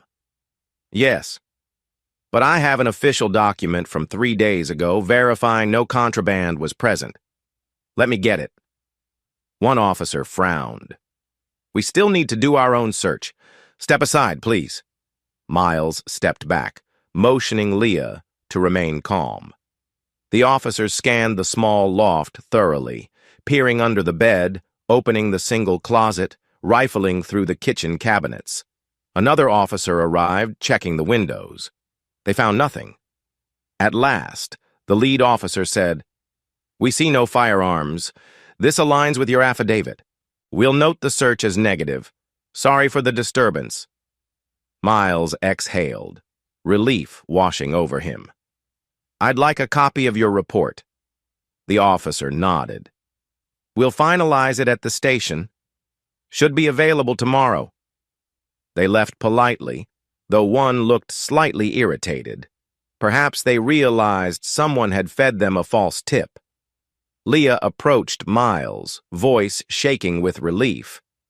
That was close, but we're prepared. He pulled her into a brief, comforting embrace. They tried it. They tried to plant a tip that I have guns. Next time, they might actually try to place one physically, but at least we have proof the cops found nothing now. 2 nights later, the camera feed caught a fiery argument between Caitlin, Harry, and Georgina in the living room. Georgina was shouting, hands flailing, while Caitlin paced anxiously. Harry banged his fist on the coffee table. They seemed enraged about their repeated failures to corner Miles. Leah and Miles watched from the loft, transfixed. Though they couldn't hear words, the anger was obvious. Georgina stormed out, slamming the door so hard the camera shook. Caitlin slumped onto the sofa, burying her face in her hands. Harry stood over her, arms gesturing. Then he left too, leaving Caitlin alone. Miles felt an odd pang of sorrow at the sight of her looking so defeated. She's still my wife. Or was, he thought bitterly. But she brought this on herself. Leah noticed his expression. Are you feeling sorry for her? He shook his head, forging resolve. No, I'm just acknowledging that she's in deeper than she can handle. But that's her choice. She betrayed me, not the other way around. Leah quietly reached for his hand. And I'm here for you. A few days later, Winston, the clerk at the law firm, phoned Miles again. This time, his voice was frantic. Jack's in meltdown mode. He tried to quietly resign from the firm, but Georgina went ballistic. There was a screaming match in the hallway. Miles clutched the phone. Did you hear details? He was saying something about, I won't lie in court. I won't say I saw guns at Miles's place. Harry threatened to bury him if he refused to testify. I think Jack's about to bail. Miles felt a surge of hope. If Jack's leaving, he might be willing to come forward. That'd blow their scheme wide open. Winston agreed. He's terrified. But maybe he'll talk to you if he thinks you can protect him. Miles nodded firmly. I'll try to reach out. That evening, after pacing the loft for an hour, Miles dialed Jack's number. Astonishingly, Jack picked up on the second ring. What do you want? Jack asked, sounding exhausted. Miles took a measured breath. I heard you're leaving the firm. If that's true, I'm guessing you're sick of lying for them. A shaky sigh. Look, man, I can't do this anymore. Georgina is unhinged. Harry's threatening me. But I'm in too deep. They can ruin me. Or you can come clean, Miles pressed gently. Tell my lawyer everything, how they orchestrated the false complaint, tried to plant guns. We'll keep you out of jail.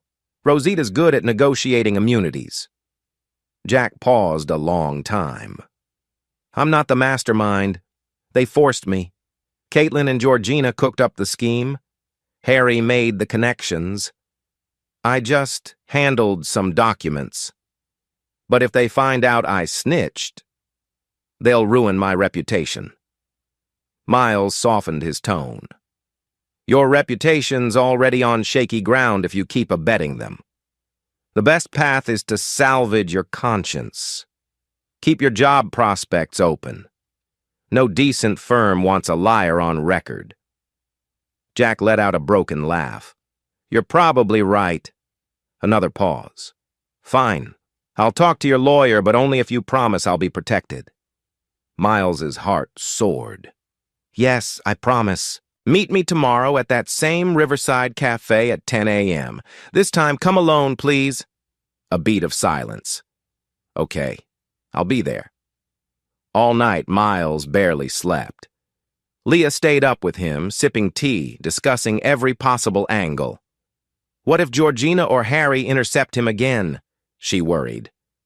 I'll text Jack a half hour before we meet, confirming the location is safe, Miles said. We'll have Rosita on standby, ready to meet us after we talk. Leah nodded, though her eyes brimmed with concern. Just be careful. This could be our big break, or it could be another trap. He squeezed her hand. I'll keep a distance from him until I'm sure he's alone. You watch from the corner. If anything's off, we abort. Come morning. They followed the plan. Leah parked her car discreetly out front. Miles took a booth inside, scanning for any sign of suspicious watchers. By 9:55 a.m., the cafe was moderately busy. Perfect camouflage. At exactly 10:02, Jack slipped in, wearing a rumpled suit and anxious expression. He slid into the booth across from Miles, eyes darting around. Miles gave a small nod. You actually showed up? Jack swallowed. Yeah. This better not be a trick.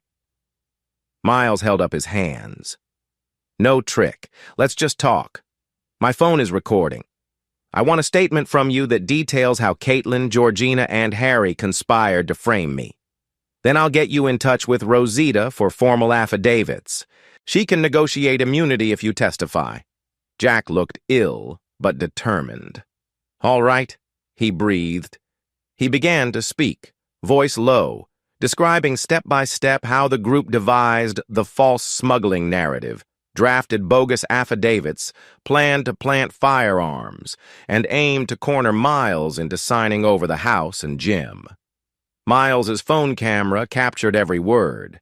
His heart pounded with each revelation, so many details he suspected but never confirmed.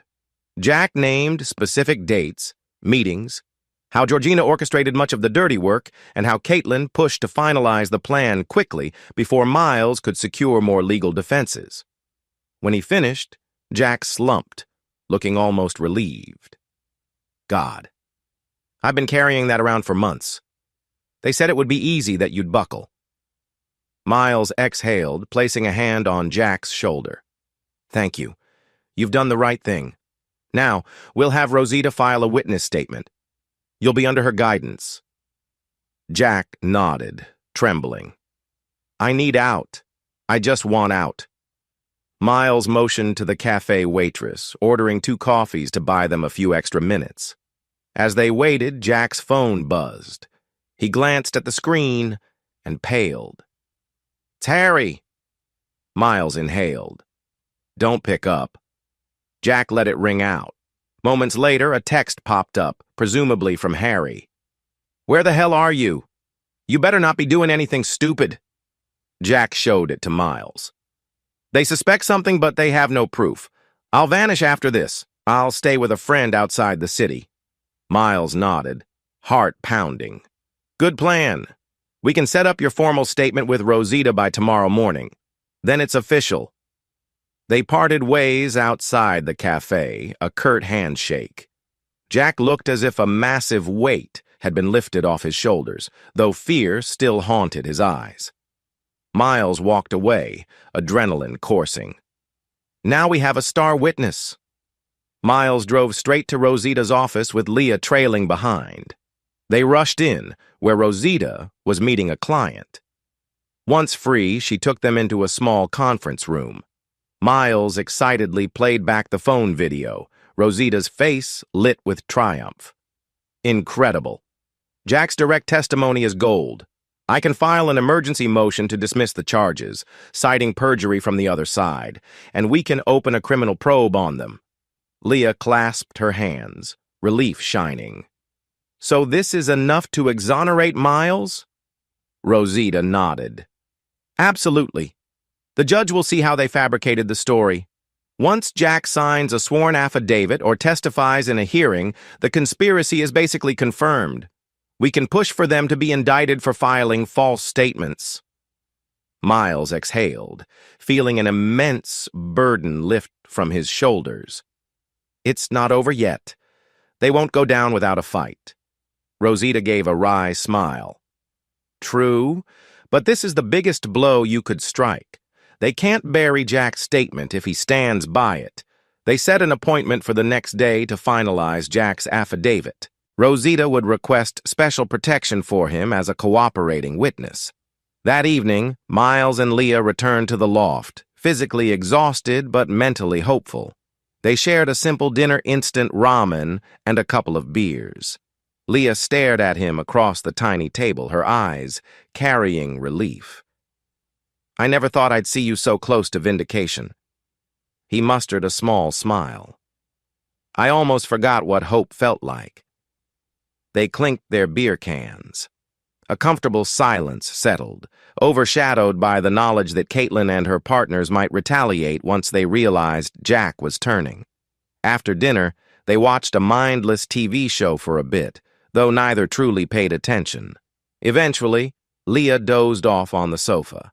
Miles gently draped a blanket over her, an affectionate gesture he wouldn't have dared show a month ago. Now their closeness felt like an anchor in a storm. He stepped outside for fresh air, leaning against the loft's small balcony railing. The city lights glimmered. "Father," he thought, I did everything I could to protect your legacy. He pictured the gem, safely hidden away with Leah's friend. Soon, he might reclaim his rightful property, expose the conspirators, and start rebuilding his life.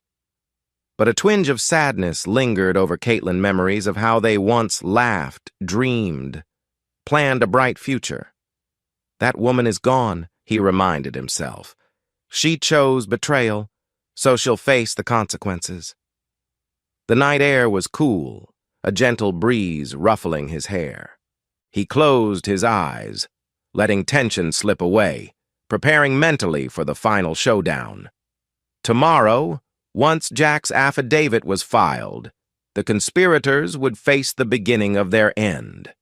Morning light streaked through the loft's single window, illuminating the tense faces of Miles and Leah as they prepared for what could be the pivotal moment in this entire ordeal. The emergency court hearing Rosita had managed to schedule on short notice. The hearing would address the false complaint against Miles, alleging gem smuggling and rumored firearms possession, and more importantly, allow them to present Jack's affidavit confirming the conspiracy. Leah fiddled with Miles's tie, brow creased with concern. "You sure you're ready for this?" He met her gaze, forcing a reassuring nod. "As ready as I'll ever be. We have the voluntary inspection proof, we have the video of Caitlin's blackmail attempt, and, of course, Jack's sworn statement about the setup. If that's not enough, I don't know what is." She stepped back, letting her hands drop to her sides. "Still, they could try something new. I wouldn't put anything past Georgina or Harry." Miles exhaled. "We'll keep our eyes open. Let's go." Rosita had asked them to arrive early to review final details. They drove in Leah's car. Miles kept glancing out the window, half expecting a black SUV to trail them. But the roads were surprisingly calm, just the usual morning rush. As they neared the courthouse, that old tension flared in Miles's chest, the sense of stepping onto a battlefield. They parked in a multi-level garage. Leah touched his arm lightly. "I'll be right behind you the whole way, okay?" He swallowed, feeling the warmth of her support. "Thank you. Let's end this." Inside, the courthouse lobby buzzed with hushed murmurs, attorneys shuffling thick folders, anxious plaintiffs fiddling with phone screens. Rosita spotted them from across the marble floor, gesturing them over with a brisk wave. She wore a charcoal gray suit that gave her an air of confident professionalism. She wasted no time. "Good. You're here. Jack should be arriving soon with his own counsel. I asked a colleague of mine to accompany him so he feels protected." Miles's pulse quickened. "And Caitlin? Georgina? Harry?" Rosita's eyes hardened. "They've been notified. Since they initiated the complaint, they're required to appear or risk letting us present everything unchallenged. My guess is they'll show, possibly with some big-shot attorneys from their firm." Leah lifted her chin. "Then we'll face them head-on." They rode the elevator up to the third floor, stepping into a wide hallway lined with wooden benches. The crisp smell of legal polish and nerves hung in the air. Miles suppressed a shiver. It's all coming to a head here. Outside the assigned courtroom, they found Jack pacing, fiddling with the collar of his shirt. A short, bespectacled woman stood beside him, presumably the colleague Rosita mentioned. Jack looked up, relief flickering in his eyes when he saw Miles. "Hey!" Jack greeted awkwardly, voice subdued. Miles extended a hand. "Thank you for coming. I know it took courage." Jack sighed, shaking it. "They're going to hate me for this, but I can't keep lying." Rosita introduced herself to Jack's counsel, who nodded politely. They conferred in hushed tones, verifying that Jack's affidavit was properly notarized and that he was ready to testify if the judge demanded. Then the elevator dinged down the hall. Georgina emerged first, hair pinned in a severe bun, wearing a form-fitting suit that screamed intimidation. Behind her, Harry followed, exuding his usual smug aura. Caitlin stepped out last. She wore a crisp navy blazer, her face unreadable, though Miles sensed a flicker of anxiety in her eyes when she spotted Jack. A taller man in a sharp suit trailed them, likely their firm's top defense attorney. Georgina's gaze swept over Miles and Jack, lips curling in disdain. Harry, too, shot them a dark glare. Caitlin paused, crossing her arms, as though bracing herself for the confrontation. No words were exchanged. The hallway's charged silence spoke volumes. The bailiff finally opened the double doors to the courtroom. Everyone filed in, each side taking seats opposite. Rows of wooden pews behind them held the occasional curious observer, journalists who'd caught wind of a potential meltdown in the local legal scene. Miles's heart hammered. Stay calm. Let Rosita lead. Judge Rasmussen, a stoic woman with a controlled, patient demeanor, ascended the bench. She rapped her gavel softly, then surveyed the courtroom. All right. I've read the brief motions. This is an expedited hearing regarding allegations of criminal complaint and potential malicious prosecution. Let's keep it organized. Rosita stood, introducing herself and Miles. Your Honor, my client is here to refute baseless criminal accusations lodged by these individuals. She gestured to Caitlin's side, and to present evidence, including sworn witness testimony, that the complaint was filed in bad faith. On the other side, a silver-haired attorney rose, introducing himself as Howard Franklin. He represented Caitlin, Harry, and Georgina. Your Honor, we maintain that these allegations against my clients are nothing more than a smokescreen from Mr. Miles, who seeks to hide his illicit gem dealings and possibly unregistered firearms. Miles bristled, but Rosita gently signaled him to remain silent. The judge nodded. I see. Let's first hear from Ms. Brown. Summarize your evidence regarding malicious prosecution. Rosita approached the podium, referencing a neat folder. She went step by step. Voluntary inspection report. She presented the affidavit showing no illegal firearms in Miles's loft. Certified gem receipts, documenting every legitimate purchase or excavation, undermining the smuggling claim. Video evidence. She explained the footage capturing Caitlin offering to drop charges if Miles signed over property. Sworn affidavit from Jack. The coup de grace testimony from an insider detailing the conspiracy. The judge flipped through each exhibit. When Rosita stated that Jack was present to testify, Judge Rasmussen's eyebrows lifted. You have an eyewitness to the alleged conspiracy? Yes, Your Honor. If needed, he's ready to speak, Rosita said confidently. A subdued murmur rippled among the spectators. Georgina's face tightened. Caitlin looked down, avoiding eye contact with Miles. Harry shuffled papers nervously. Judge Rasmussen turned to Howard Franklin. Counsel, how do you respond to these items? Franklin cleared his throat. We dispute the authenticity of the video and claim the so-called witness is not credible. We also have reason to believe Mr. Jack is acting out of personal vendettas against his colleagues. He gestured for Caitlin to rise. She did so, stepping to the stand with forced composure. Your Honor, Caitlin began. I only sought to file a complaint about suspicious gem dealings. I never blackmailed my husband. He twisted a private marital conversation. The video is taken out of context. She glanced fleetingly at Miles, an almost pleading look in her eyes. For a moment, he saw a flicker of the old Caitlin. Then it vanished, replaced by that steely mask. Rosita calmly interjected, We have the raw, unedited footage, time-stamped. I can submit it in full. Judge Rasmussen nodded. All right, let's keep the hearing orderly. I will allow the witness, Mr. Jack, to testify. We'll also examine any relevant footage. Let's proceed. Jack stood, visibly shaky, as he approached the witness stand. After being sworn in, he settled, eyes flicking over to Georgina, Harry, and Caitlin, who all stared back with evident hostility. Rosita began gently. "Mr. Jack, can you explain your role in the drafting of the complaint against Mr. Miles?" Jack swallowed. I was assigned to gather documents, prepare statements that claimed Mr. Miles purchased gems illegally and possessed firearms. But I never personally saw him do any of that. I just followed instructions from Miss Georgina and Miss Caitlin to insert certain details. Rosita nodded. Were these details verified or factual?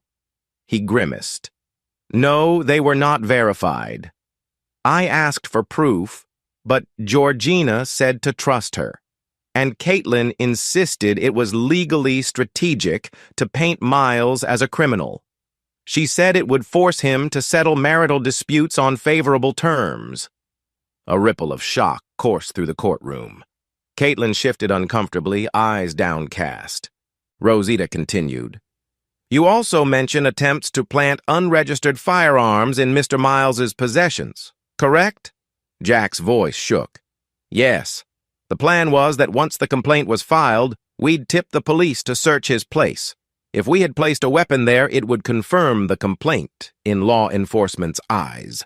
But after Mr. Miles did that voluntary inspection, the plan it got complicated. They started to pressure me to say I personally witnessed a gun in his loft. I refused to lie on the stand. Judge Rasmussen's expression darkened. She turned to Franklin. Counsel, do you have questions for this witness? Franklin stood, face taut. Yes, Your Honor. He approached Jack, voice chilly. Mr. Jack? Isn't it true you were recently reprimanded at the firm for performance issues, thus you have motive to fabricate these claims out of spite? Jack shook his head, voice trembling with frustration. No, that's not true. I had some minor issues, but I wasn't threatened. I was, however, threatened by Georgina and Harry after I questioned the ethics of forging documents. I'm not doing this out of spite, I'm doing it because it's the truth. Franklin pressed on. You claim Ms. Caitlin personally instructed you to lie. But do you have any written evidence or recordings? Jack inhaled shakily. I don't, but the instructions were usually in person. We'd meet late at the office, or they'd corner me in a conference room. They were careful not to leave an electronic trail. Franklin sneered. Convenient. So it's your word against theirs? Rosita stood. Your Honor, we do have complementary evidence, like the video of Caitlin offering to drop the complaint for property rights. It strongly suggests the complaint was a tactic for leverage. Jack's testimony is consistent with that. Judge Rasmussen nodded thoughtfully, then signaled for Jack to step down. I will review the video next. Let's see Ms. Caitlin's recorded statements. A court clerk wheeled in a small monitor. Rosita played the clip of Caitlin in the parking lot, telling Miles she'd drop charges if he signed over property, effectively trading the false complaint for an easy settlement. The audio was clear enough to convey her words about financial settlement and dropping the complaint. When the clip ended, an audible hush settled over the room. Even some of the onlookers wore expressions of disbelief or disapproval. Rosita turned to the judge. Your Honor, this speaks for itself. The complaint was weaponized purely to coerce my client. This is malicious prosecution. Caitlin's shoulders slumped, face pale. Georgina and Harry exchanged alarmed glances with their attorney, who furiously scribbled notes. Judge Rasmussen steepled her fingers.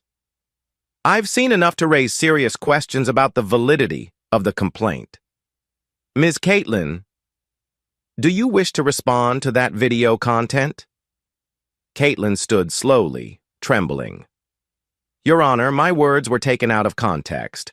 I was emotional under stress from a messy separation. It wasn't an official statement, just a personal argument. The judge's expression remained impassive. That doesn't negate the possibility you filed false charges for leverage. Franklin cleared his throat.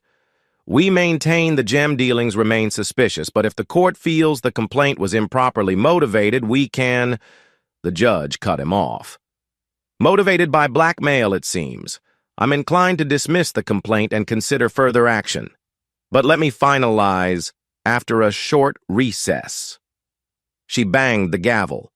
"Court is in recess for 20 minutes. We'll reconvene to deliver a decision on the complaint's status."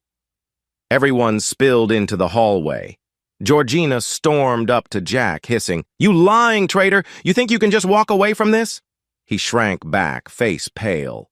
"It's the truth, Georgina. I'm done." Harry stepped in, glaring. "You have no idea what you've unleashed." He flicked a venomous glance at Miles. "And you're just reveling in this, aren't you?" Miles kept calm, though anger simmered. "I'm simply clearing my name from your lies." Caitlin stood off to the side, arms wrapped around herself as if cold. For a moment, her eyes met Miles's, and he saw a tumult of regret swirling in them. But she didn't speak. Leah, noticing tension rising, quietly placed herself near Miles, ready to intervene. Rosita joined them, phone in hand. "Let's step away from them. We'll wait for the judge's decision." Georgina and Harry retreated to a corner with Franklin, presumably strategizing some last-ditch defense. Meanwhile, Caitlin remained alone, gaze distant, perhaps realizing her empire of deceit was collapsing. When recess ended, they filed back in. Judge Rasmussen wasted little time. "I've considered the evidence. There is strong indication this complaint was filed in bad faith. The contradictory testimony from Mr. Jack and the video of Ms. Caitlin offering to drop charges for personal gain are deeply concerning. Therefore, I am dismissing the complaint against Mr. Miles, effective immediately." She banged the gavel once, then continued. "Moreover, I'm referring this matter to the district attorney's office for possible investigation into malicious prosecution. Ms. Caitlin, Mr. Harry, Ms. Georgina, your actions, as alleged, may warrant further scrutiny. Court is adjourned." The room erupted in subdued murmurs. Miles felt an immense wave of relief. Rosita gripped his shoulder, smiling. "We did it. The complaint's gone." Leah let out a breathless laugh. "Finally." Meanwhile, Harry cursed under his breath, Georgina fumed, and Caitlin's face turned ashen. They had lost their legal weapon against Miles. The victory was his, at least for now. After the hearing, Miles and Leah stepped out into bright sunshine, the tension in his chest easing for the first time in what felt like forever. Reporters hovered by the steps, cameras snapping. A local journalist thrust a mic forward. "Mr. Miles, can you comment on the judge's dismissal? Do you plan to press charges against your wife and her associates?" Miles blinked, weary. "My attorney can address legal steps.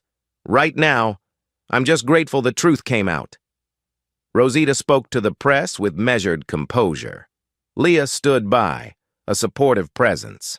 Jack, still looking shaky, slipped away quietly, accompanied by his own lawyer. Georgina and Harry brushed past the reporters, refusing to comment. Caitlin lagged behind them, eyes down, lips pressed tight. She hesitated near the top of the steps, glancing at Miles as if she wanted to say something. But then Georgina grabbed her arm, pulling her away, hissing something inaudible. Caitlin allowed herself to be led off, disappearing into a waiting car. Miles watched them go, a swirl of conflicting emotions in his gut. Anger, betrayal, pity. But one thing was certain, her weaponized lawsuit had failed. With the false complaint dismissed, Miles expected a measure of peace. Instead, the conspirators seemed more desperate than ever. Over the following week, a series of petty incidents plagued him. Repeated phone calls with nobody speaking on the other end, suspicious cars idling near the loft, hateful anonymous texts calling him a liar or cheat. Leah insisted he stay vigilant. "They're cornered, Miles. People do stupid things," when they realized their plan collapsed. Rosita, meanwhile, prepared to move forward with a possible civil suit for malicious prosecution, though she warned, "We might want to wait on the DA's official investigation. One misstep could give them an opening to retaliate." The DA's office had indeed opened a preliminary inquiry into Caitlin, Harry, and Georgina, thanks to the judge's referral. Winston passed on rumors from the firm management was furious at the trio for dragging the firm's reputation into a scandal. At least that meant their internal backing might crumble. Miles felt a stirring sense of satisfaction. They forced me out of my own home, tried to ruin my life, and now they might face the consequences. Yet he also felt a quiet ache whenever he thought of Caitlin once his partner in dreams. She's chosen her path. One early evening, as Miles returned to the loft from a brief grocery run, he froze at the sight of someone standing outside his door. It was Caitlin, looking disheveled, eyes red as if she'd been crying. His heart thudded. What is she doing here? She turned at the sound of his footsteps, face etched with a strange mix of anger and sorrow. "Can we talk?" He scanned the corridor, noting no sign of Georgina or Harry. "How did you find me?" Caitlin let out a ragged breath. "I asked around. Winston told me you were living here. I just—" "Winston?" Miles frowned. "He must have felt sorry for you or believed you needed to talk. But this is bold, Caitlin. After everything you pulled, you show up unannounced." She flinched. "I had nowhere else to go. Georgina, Harry, they're turning on me. The firm suspended me pending an investigation. Everything's falling apart." Miles exhaled, unlocking the door. "All of which you brought on yourself. Why come to me now?" She hesitated, eyes flicking to the threshold. "I needed to see you. Just for a few minutes. Please." Against his better judgment, he stepped aside, letting her enter. The loft was small, cluttered with evidence boxes. Caitlin took it in, face betraying some sadness. "I can't believe you've been living like this." He resisted a retort, pointing her to a rickety chair by the kitchenette. "Talk." She sank down, shoulders hunched. "You won. The complaint is gone. The DA's investigating us. Harry's furious. Georgina wants to scapegoat me. She claims I orchestrated everything. She's telling the firm partners it was my idea." A bitter laugh escaped her. "And now I'm left twisting in the wind." Miles folded his arms, leaning against the counter. "That's a shame. You could have thought of that before forging documents and blackmailing me with false accusations." A tear glistened in her eye, but her voice stayed steady. I know I messed up. It started small. Georgina said we could push you to sign the gem over as marital property. Then Harry jumped in with legal threats. I got caught in the momentum, and yes, I wanted the gem. I wanted a bigger life than we had. He stared, bitterness welling. "So your ambitions justify framing your husband as a criminal?" She winced. "No, it was never about fully destroying you. I'm sorry. I lost sight of our old life." Silence stretched. She wiped her cheeks. "They threatened me, too. Georgina said if I didn't follow through, she'd sabotage my career. I was under so much pressure, not that it excuses anything, but I had to tell you face to face that I'm sorry. For real." Miles's anger warred with a shred of pity. "So what do you want from me now? Forgiveness? Because I can't just forget how you tried to ruin my life." She bowed her head. "I know. I'm not asking you to forget, or even to take me back. Just help me. Please. I can give you more evidence to nail Georgina and Harry. I can testify that they threatened me, forced me into forging documents." He exhaled, remembering how Jack's testimony had cracked open the conspiracy. If Caitlin also turned on Georgina and Harry, that might seal the case. But did he trust her? Leah's voice echoed in his mind. "They're cornered. They might do anything." This could be an act or a last resort. Why not just go to the DA yourself? Caitlin hesitated, tears threatening. I'm afraid. Georgina's dangerous. She has connections with unsavory people. If I approach the DA alone, I might end up implicated or I don't know. You're the only one who can help me set the record straight. We used to be partners, remember? He stared at her, a swirl of memories flooding back. Simpler times, campus libraries, late-night laughter. Then the pain of betrayal overshadowed them. Let me think about it. I can't promise anything. She gave a shaky nod. I understand. Caitlin left soon after, slipping away with a whispered, "Thank you." Minutes later, Leah arrived carrying takeout noodles. She froze upon seeing Miles's conflicted expression. What happened? She asked softly. He rubbed his temple. Caitlin was here. Said she wants to help bring down Georgina and Harry. She claims they're turning on her. Leah frowned, setting the takeout on the table. And do you believe her? He shook his head wearily. I don't know. She looked genuinely desperate. But how can I trust someone who spent months conspiring to frame me? Leah pursed her lips. We should ask Rosita. If Caitlin's testimony can strengthen the case, it might be worth it. But we keep our guard up. She might be just saving herself. Miles nodded. Exactly. Let's see how the DA's investigation progresses. For now, I won't chase her away if she's offering evidence. But I won't let my guard down either. They ate their noodles in uneasy silence. Miles's mind churned. Caitlin's turned on her conspirators? Georgina's group fracturing further? This might accelerate the end one way or another. 2 days later, Caitlin texted Miles a simple address and time, an abandoned parking structure near the old industrial district.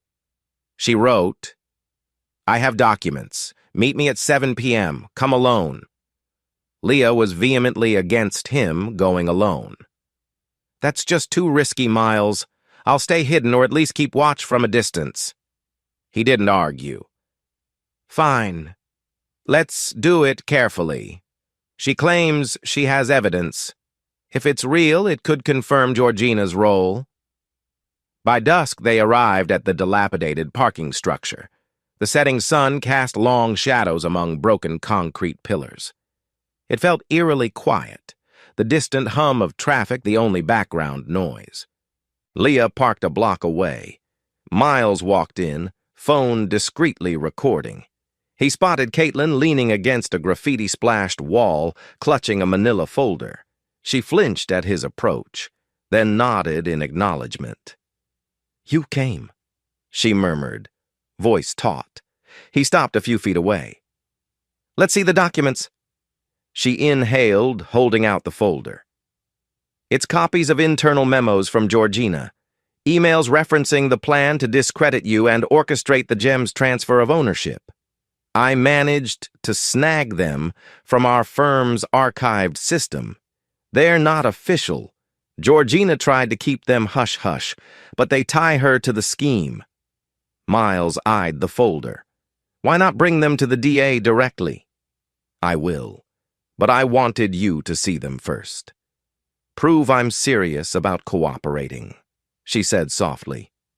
He flipped through the pages by the fading light.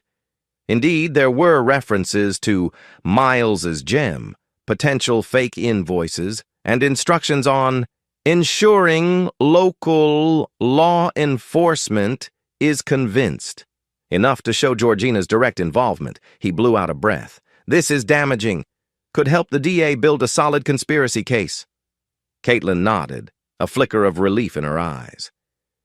Then will you talk to Rosita about letting me turn state's evidence? Miles mulled it over. Yes, I'll mention it. But it's not my call. You'll likely face charges too, or at least lose your law license. You realize that?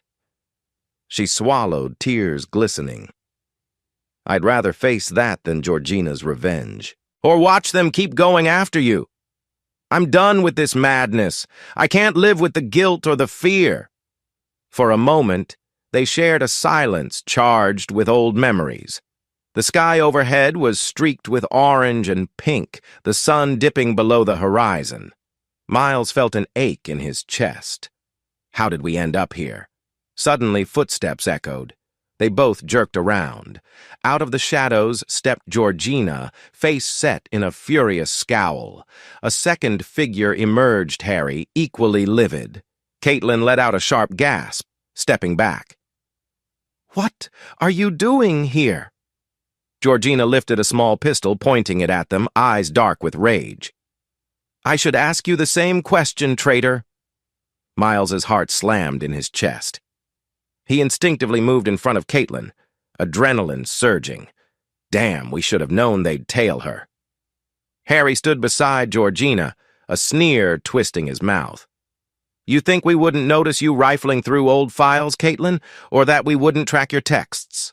Caitlin trembled, eyes wide on the gun. "Georgina, wait, you don't need—" "Shut it," Georgina hissed. "I told you what would happen if you tried to cross us." Miles clenched his jaw. "This is insane, Georgina. The complaint is already dismissed. You'll only dig yourselves deeper with violence." She let out a harsh laugh.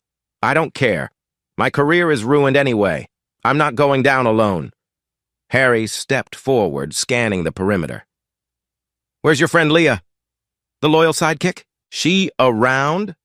Miles forced calm, aware Leah was hopefully hidden somewhere behind the pillars with her phone. "No, I came alone." He raised his hands slightly, non-threatening. "You don't want to shoot. That'll only confirm your guilt." Georgina's hand shook, anger contorting her features. "Shut up! This is all your fault, you worthless welder boy. If you'd just signed away the gem, none of this would have happened." Caitlin pressed behind Miles, voice trembling. "Georgina, please. We can still fix this. Let me talk to the DA. Arrange a deal for you. Don't do anything irreversible." Harry's gaze flicked to Georgina. He looked a bit uncertain, as though he hadn't expected things to escalate to potential murder. But Georgina was past reason, eyes wild. "No, we end it here." She motioned with the gun. "Put that folder on the ground, Caitlin." Caitlin obeyed slowly, placing the folder at her feet. "There. Please, Georgina, let's walk away. Get lawyers to handle this." Georgina snorted. "Lawyers? We are lawyers, remember? We know how to bury evidence, but the best way to bury it is to bury you two." Miles's pulse roared in his ears. Is she truly about to shoot us? Just then, footsteps echoed from behind Georgina. Leah burst from the shadows, phone camera held high. "Police are on the way, Georgina! You're being recorded! Drop the gun!" She spoke with a trembling authority. Georgina whirled, eyes widening. "You!" She raised the pistol toward Leah. Miles surged forward, seizing the moment. He grabbed Georgina's wrist, desperate to yank it away. The gun fired once, the shot echoing ear-splittingly off the concrete pillars. Sparks flew near the floor. Harry lunged at Miles, trying to wrest him back. Caitlin let out a cry, rushing to help. Leah crouched behind a pillar, phone still aimed, capturing the chaos. A brief, violent struggle ensued, arms flailing, Georgina shrieking. Miles wrenched the gun from her grip, sending it skittering across the ground. Harry swung a fist, catching Miles's shoulder, but Caitlin tackled him clumsily, allowing Miles to maintain his hold on Georgina's arm. Panting, Miles twisted Georgina's wrist behind her back, pinning her. She thrashed, cursing, while Harry, pinned under Caitlin, flailed in frustration. Leah hurried over, picking up the dropped gun gingerly by the edge to avoid leaving prints. Sirens wailed in the distance. Miles's heart thundered. They had subdued Georgina and Harry, capturing the entire confrontation on Leah's phone. One shot fired, but by sheer luck, no one hit. Caitlin scrambled away from Harry, tears streaming. "You're insane! Georgina, why?" Georgina spat venom. "You worthless, spineless traitor! I should have ended you first!" Miles pinned Georgina's other arm, chest heaving. "It's over. You lost." Harry groaned from the ground, face contorted with pain. Damn it, damn you all. Moments later, 2 squad cars screeched into the abandoned structure. Officers jumped out, guns drawn. Leah quickly raised her hands, explaining, "We have it on video. This woman tried to shoot them." She gestured to Georgina, still pinned. Miles let an officer take over, stepping back, breath ragged. Georgina spewed curses as they cuffed her. Harry was also restrained, ranting about how this was all a misunderstanding. Another officer retrieved the pistol from Leah, carefully bagging it as evidence. Caitlin sank to her knees, shoulders shaking. Miles stood near her, torn between anger and pity. A wave of relief washed through him as he realized they were alive, unhurt, except for bruises. Leah's presence had saved them from a deadly outcome. He found himself trembling, adrenaline coursing. Leah rushed over, hugging him fiercely. "Oh my God, you okay?" He nodded, voice shaky. "Yeah. You?" She nodded, eyes shimmering with tears. "I'm fine. I got it all on camera." Officers took statements from each person, snapping photos of the scene. Georgina and Harry were led away in cuffs, both screaming protests about entrapment. One officer recognized Miles's name from the dismissed complaint. He asked a few clarifying questions. By the end, it was clear Georgina had incriminated herself by firing a weapon at them. Caitlin stood to the side, quietly crying, giving her statement with trembling hands. The folder of evidence lay scattered on the floor, documents fluttering in the breeze from the open structure. An officer carefully gathered them. Miles caught Caitlin's eye. For a moment, their gazes locked in a silent acknowledgement. She whispered, "I'm sorry," tears streaking her cheeks. He offered no words, just a curt nod. This is the final nail in the coffin of what we once had. By the time the police wrapped up, Georgina and Harry faced charges of assault with a deadly weapon, among others. The DA would now have an even stronger case for conspiracy and malicious prosecution, especially after seeing the new documents. This was more than enough to bury them legally. Caitlin wasn't arrested on the spot, though an officer sternly reminded her she might still face charges related to the earlier false complaint. She seemed resigned, hugging her own arms as if cold. "I'll cooperate with whatever the DA wants," she murmured.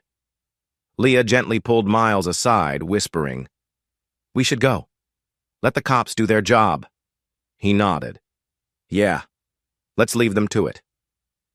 They slipped away, accompanied by an officer who took down Miles's contact info for further statements. The evening sky was thick with tension, but at least the immediate danger had passed. As they drove off, Leah's hand settled on Miles's. He squeezed gently, exhaling.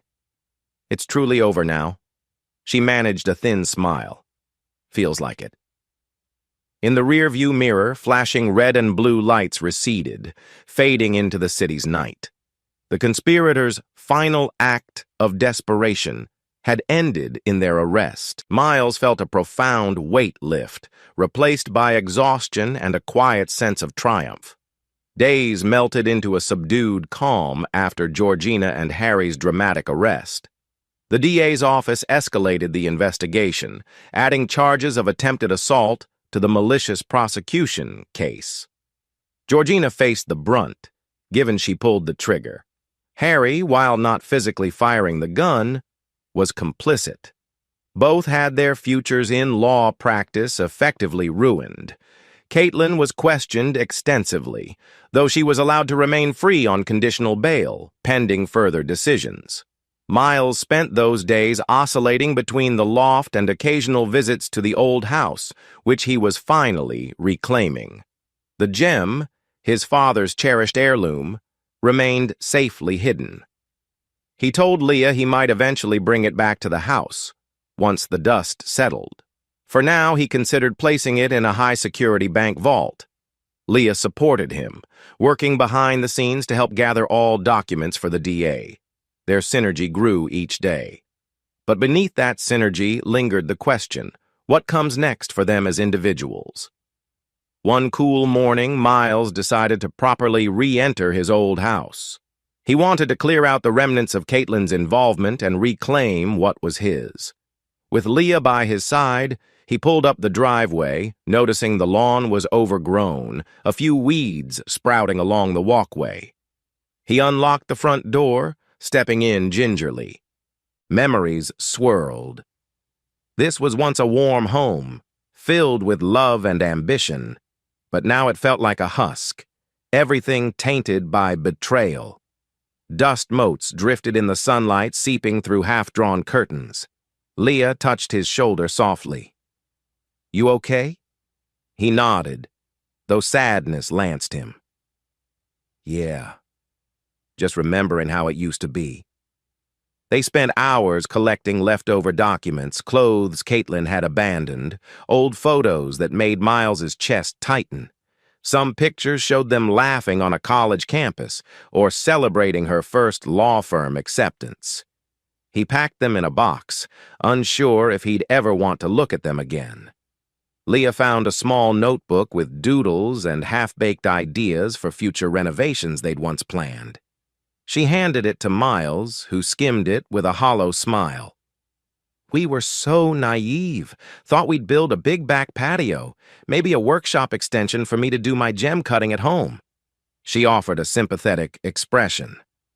"I'm sorry it all turned out like this, but at least you can build something new, maybe for yourself or your own future business." He forced a nod. "That's the plan." They piled boxes into Leah's trunk. The house felt emptier by the minute, as though exhaling the ghosts of the past. Eventually, Miles locked up, deciding he'd stay at the loft a bit longer. The house needed more thorough cleaning and a fresh emotional start. That afternoon, Miles received a text from Caitlin. "Need to speak with you one last time. Please." Part of him wanted to ignore it, but curiosity and a lingering sense of closure compelled him to reply, "All right, loft, tomorrow noon." When she arrived, she looked more composed than the last time he saw her. She wore casual clothes, hair tied back simply. No polished suits or pretense. An air of acceptance hung about her. They sat at the loft's small table. Leah was out running errands, giving them privacy. Caitlin cleared her throat. "I guess you know the DA might charge me with conspiracy. My statement about Georgina and Harry helped, but I won't escape consequences." Miles nodded, arms folded. "It is what it is. You made those choices." She pressed her lips together. "I did. I'm not asking for a pass. I just wanted you to hear it from me that I plan to plead guilty if they formally charge me.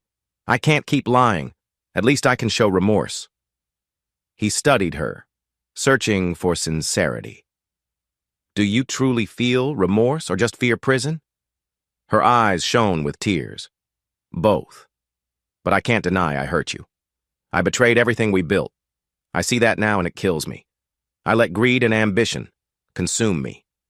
Silence stretched. Miles finally said, voice tight, "You used to be kind, a fighter, but with a moral compass. Then you let Georgina's manipulations and your own ambition twist you. We're past repairing our marriage, but if you're genuinely sorry, I guess that's something." She bowed her head. "I'm sorry for everything. I won't ask you to forgive me or take me back. I know that's impossible.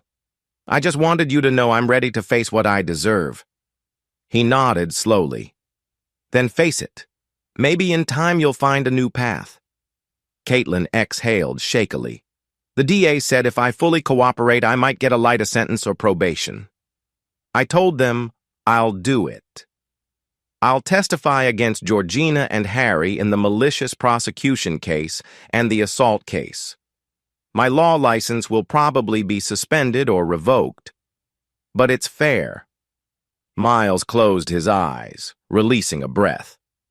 "That's your best move. As for me, once your charges are settled, I'm filing for divorce. We can do it uncontested if you cooperate, share debts, no claim to my father's gem. Understand?" She nodded, tears slipping down her cheeks. "Yes. I'll sign whatever. I have no right to anything from you." A strange hush settled. Miles recalled their wedding day, her bright smile, the vow to stand by each other, for better or worse. Now here they were, politely negotiating an uncontested divorce after an attempted frame job. Life had a brutal sense of irony. Caitlin stood, voice quivering. "Thank you for hearing me out. I guess this is goodbye." He said nothing as she left, footsteps echoing in the quiet loft. The door clicked shut, leaving him with a mix of relief and residual sadness. Goodbye, indeed. When Leah returned, Miles recounted the conversation. She listened with gentle understanding, then pulled him into a soft embrace. "How do you feel?" He sagged into her arms. "Tired, relieved, like the final chapter of that life is closing." She nodded against his shoulder. "Then let it close. You deserve a future without that shadow." They stood there for a moment, just breathing together. Miles clung to the warmth of her presence. The tension of the past months bled away, replaced by a quiet hope. Yes, I do deserve to move on.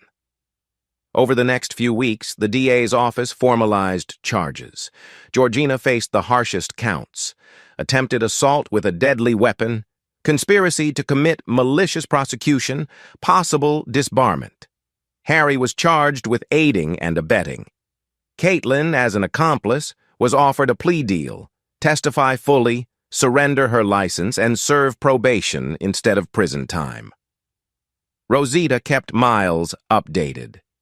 They might schedule a hearing or even a trial if Georgina refuses to plead guilty, but I suspect with Caitlin and Jack testifying, Georgina won't have much defense. Miles nodded, flipping through some last-minute forms. "Good. Let them face consequences. I'm more concerned about finalizing my divorce so I can truly be free." Rosita offered a small smile. "We'll handle that too. Once Caitlin signs the uncontested forms, it's straightforward. By next month, you could be legally single again." He felt a pang. So that's it, 8 years of marriage undone. But the pain had dulled, overshadowed by all that had happened. "Thanks. I appreciate everything, Rosita." She patted his arm.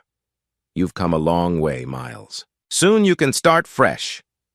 On a crisp morning, Miles donned a neat shirt and tie, arriving at the courthouse to witness Georgina's formal arraignment.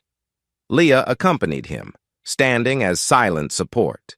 They watched from the gallery as Georgina, hair disheveled, face drawn, stood before the judge. She entered a plea of not guilty, though her lawyer looked grim. Harry, similarly disheartened, was arraigned next. The prosecutor, fueled by evidence from Jack, Caitlin, and the physical confrontation, requested bail be set high. The judge complied. Both Georgina and Harry shot venomous glares at Miles from across the room, but he met their eyes with calm defiance. "They can't harm me anymore."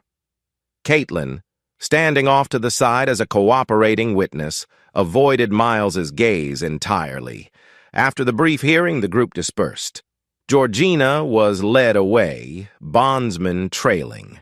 Harry's high-priced attorney mumbled something about an impossible case. It was done. Leah slipped her hand into Miles's as they exited into the sunlight. "They're one step closer to real justice."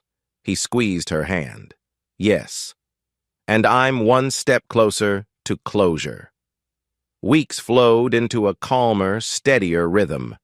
The DA's case proceeded, with Jack and Caitlin's testimonies hammering the final nails in Georgina and Harry's coffin. The gem Miles's cherished heirloom remained safe. He placed it in a secure vault, a deliberate step to protect it from any future designs. "I'll keep it for that rainy day Father talked about, but hopefully never need to sell it." Caitlin signed the uncontested divorce papers, relinquishing any claim to the house or the gem. The judge granted the dissolution quietly, just a neat, cold legal proceeding to end 8 years. Miles felt surprisingly at peace.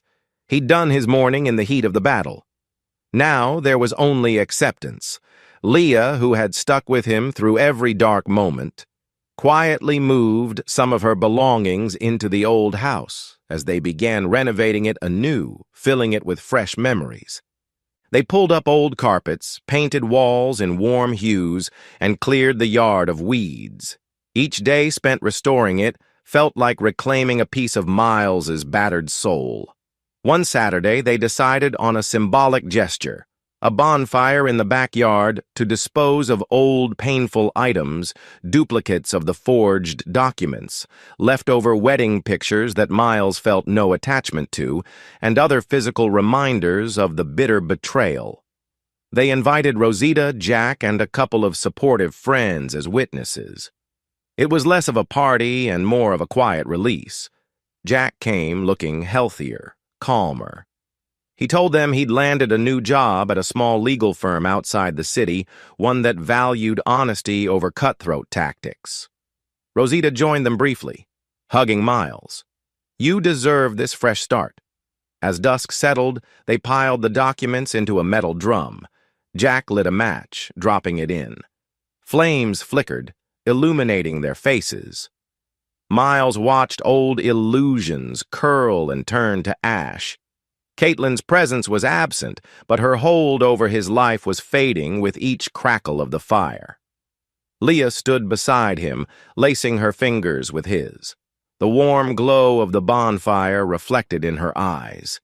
He leaned in, pressing a tender kiss to her hairline, feeling a surge of gratitude that she was part of his future, not just his survival.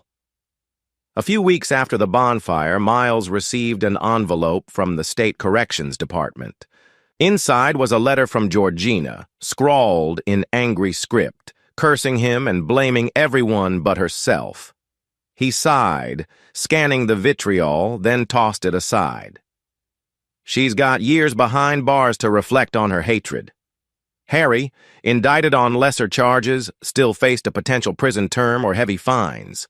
The firm had disavowed them both. That same day, a separate letter arrived from Caitlin, forwarded by her attorney. It was brief, apologizing again, stating she'd begun therapy, and that she hoped someday he might find it in his heart to forgive. She accepted a guilty plea for lesser charges: probation, community service, disbarment. At least she's not locked away in a cell. He folded the letter, tucking it into a drawer. "I can't forgive or forget just yet. But I won't chase vengeance either." She'd face her own regrets, living without the career she once cherished. Miles found renewed purpose in restoring his father's old workshop, attached to the house's rear. Dust covered the benches and half-finished gem carvings. He spent evenings cleaning it, reorganizing tools, planning how to incorporate modern equipment. Once, he'd dreamed of creating custom jewelry lines, an artistry his father taught him. Maybe now is the time. Leah encouraged him. "You're so talented with those stones. People pay top dollar for handcrafted pieces with real meaning." He glanced at her, heart swelling. "Would you help me run it? I can do the cutting, the artistry." "I'd need someone to handle marketing, sales, the business side." A grin lit her face. "I'd love to. I may not be a big city lawyer, but I've got enough sense to help with a small business." He teased. "You might end up being the boss." She laughed, leaning in to kiss him lightly. "We'll be a team, remember?" Spring blossomed across the yard. The once overgrown lawn, now trimmed and seeded, sprouted vibrant green. Flower beds dotted the edges, courtesy of Leah's gentle gardening. The air smelled of renewal. For the first time in a year, Miles woke each morning without a knot of dread in his stomach. The conspirators were dethroned, the false allegations gone. He was free to shape his destiny. The final hearing for Georgina's sentencing approached. Miles didn't bother attending.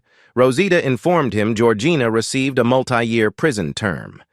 Harry negotiated a plea, including a ban from practicing law.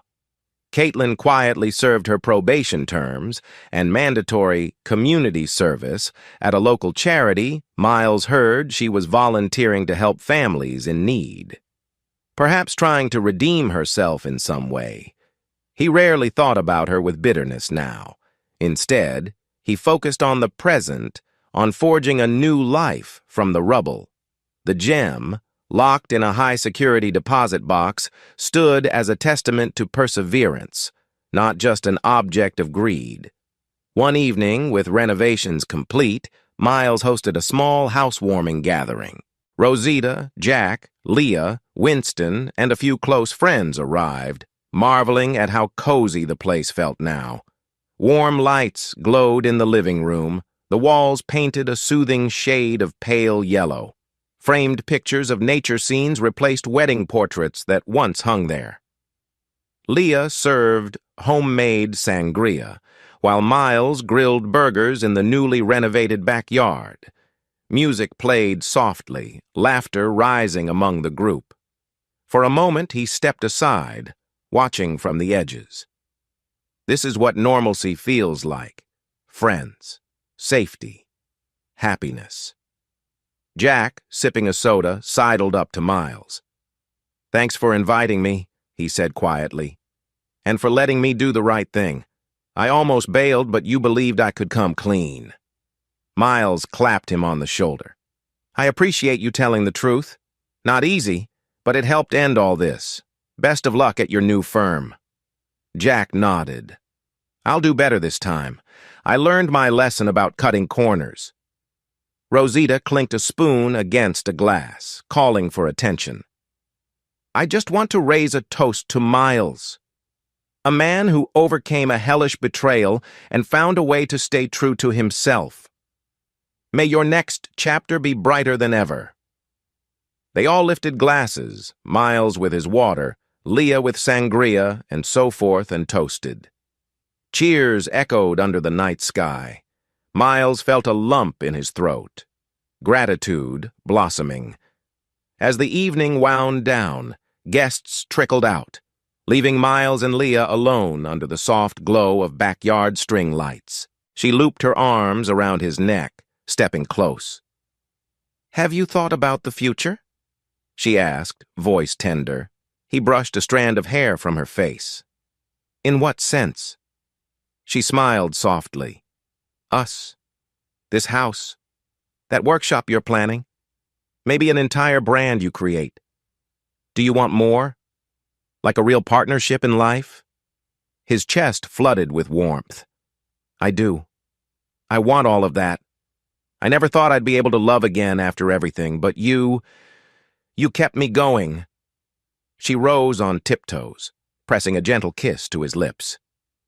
"I love you, Miles." He closed his eyes, heart thudding. "I love you too, Leah." In that quiet moment beneath the star-studded sky, they sealed a promise that transcended the scars of betrayal.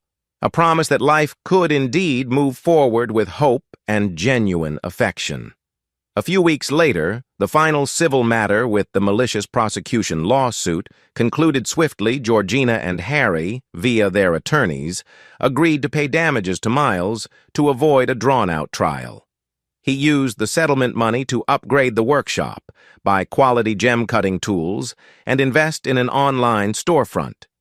Word spread about his unique craftsmanship, launching a modest but promising business. He eventually visited the bank vault to see the heirloom gem. Holding it in his palm, he felt not the old weight of anxiety, but a sense of rightful ownership. "Father, your legacy is safe. I've come through the fire." He locked it away again. Smiling at the thought that he no longer needed it as a failsafe, he was forging his own success without selling it. On the morning of his grand workshop opening, Miles woke early, stepping onto the freshly painted back porch. Dawn rays tinted the sky lavender and pink. The air smelled of dew and possibility. Leah appeared behind him, resting her chin on his shoulder, arms encircling his waist. They stood like that, watching the sun peak above the horizon. In that silent communion, all the heartbreak, the danger, the betrayal, felt distant, replaced by the calm assurance of a life rebuilt on truth and love. "Ready?" she murmured. He nodded. "Ready. Let's welcome a new day." And so they did. Doors opened. The first customers trickled in, admiring the craftsmanship on display. Miles greeted them with quiet confidence, Leah managing the sales. In that moment, the painful chapters of his past felt like another lifetime. A lifetime that taught him resilience, forged him into someone who could survive betrayal and still stand tall. The once cheating wife, her conspirators, their twisted revenge plot, they had all faded into the annals of a cautionary tale. He had emerged victorious, forging not just gemstones, but a future luminous with possibilities. Hey, listeners of Lady Cheating Tales, if you loved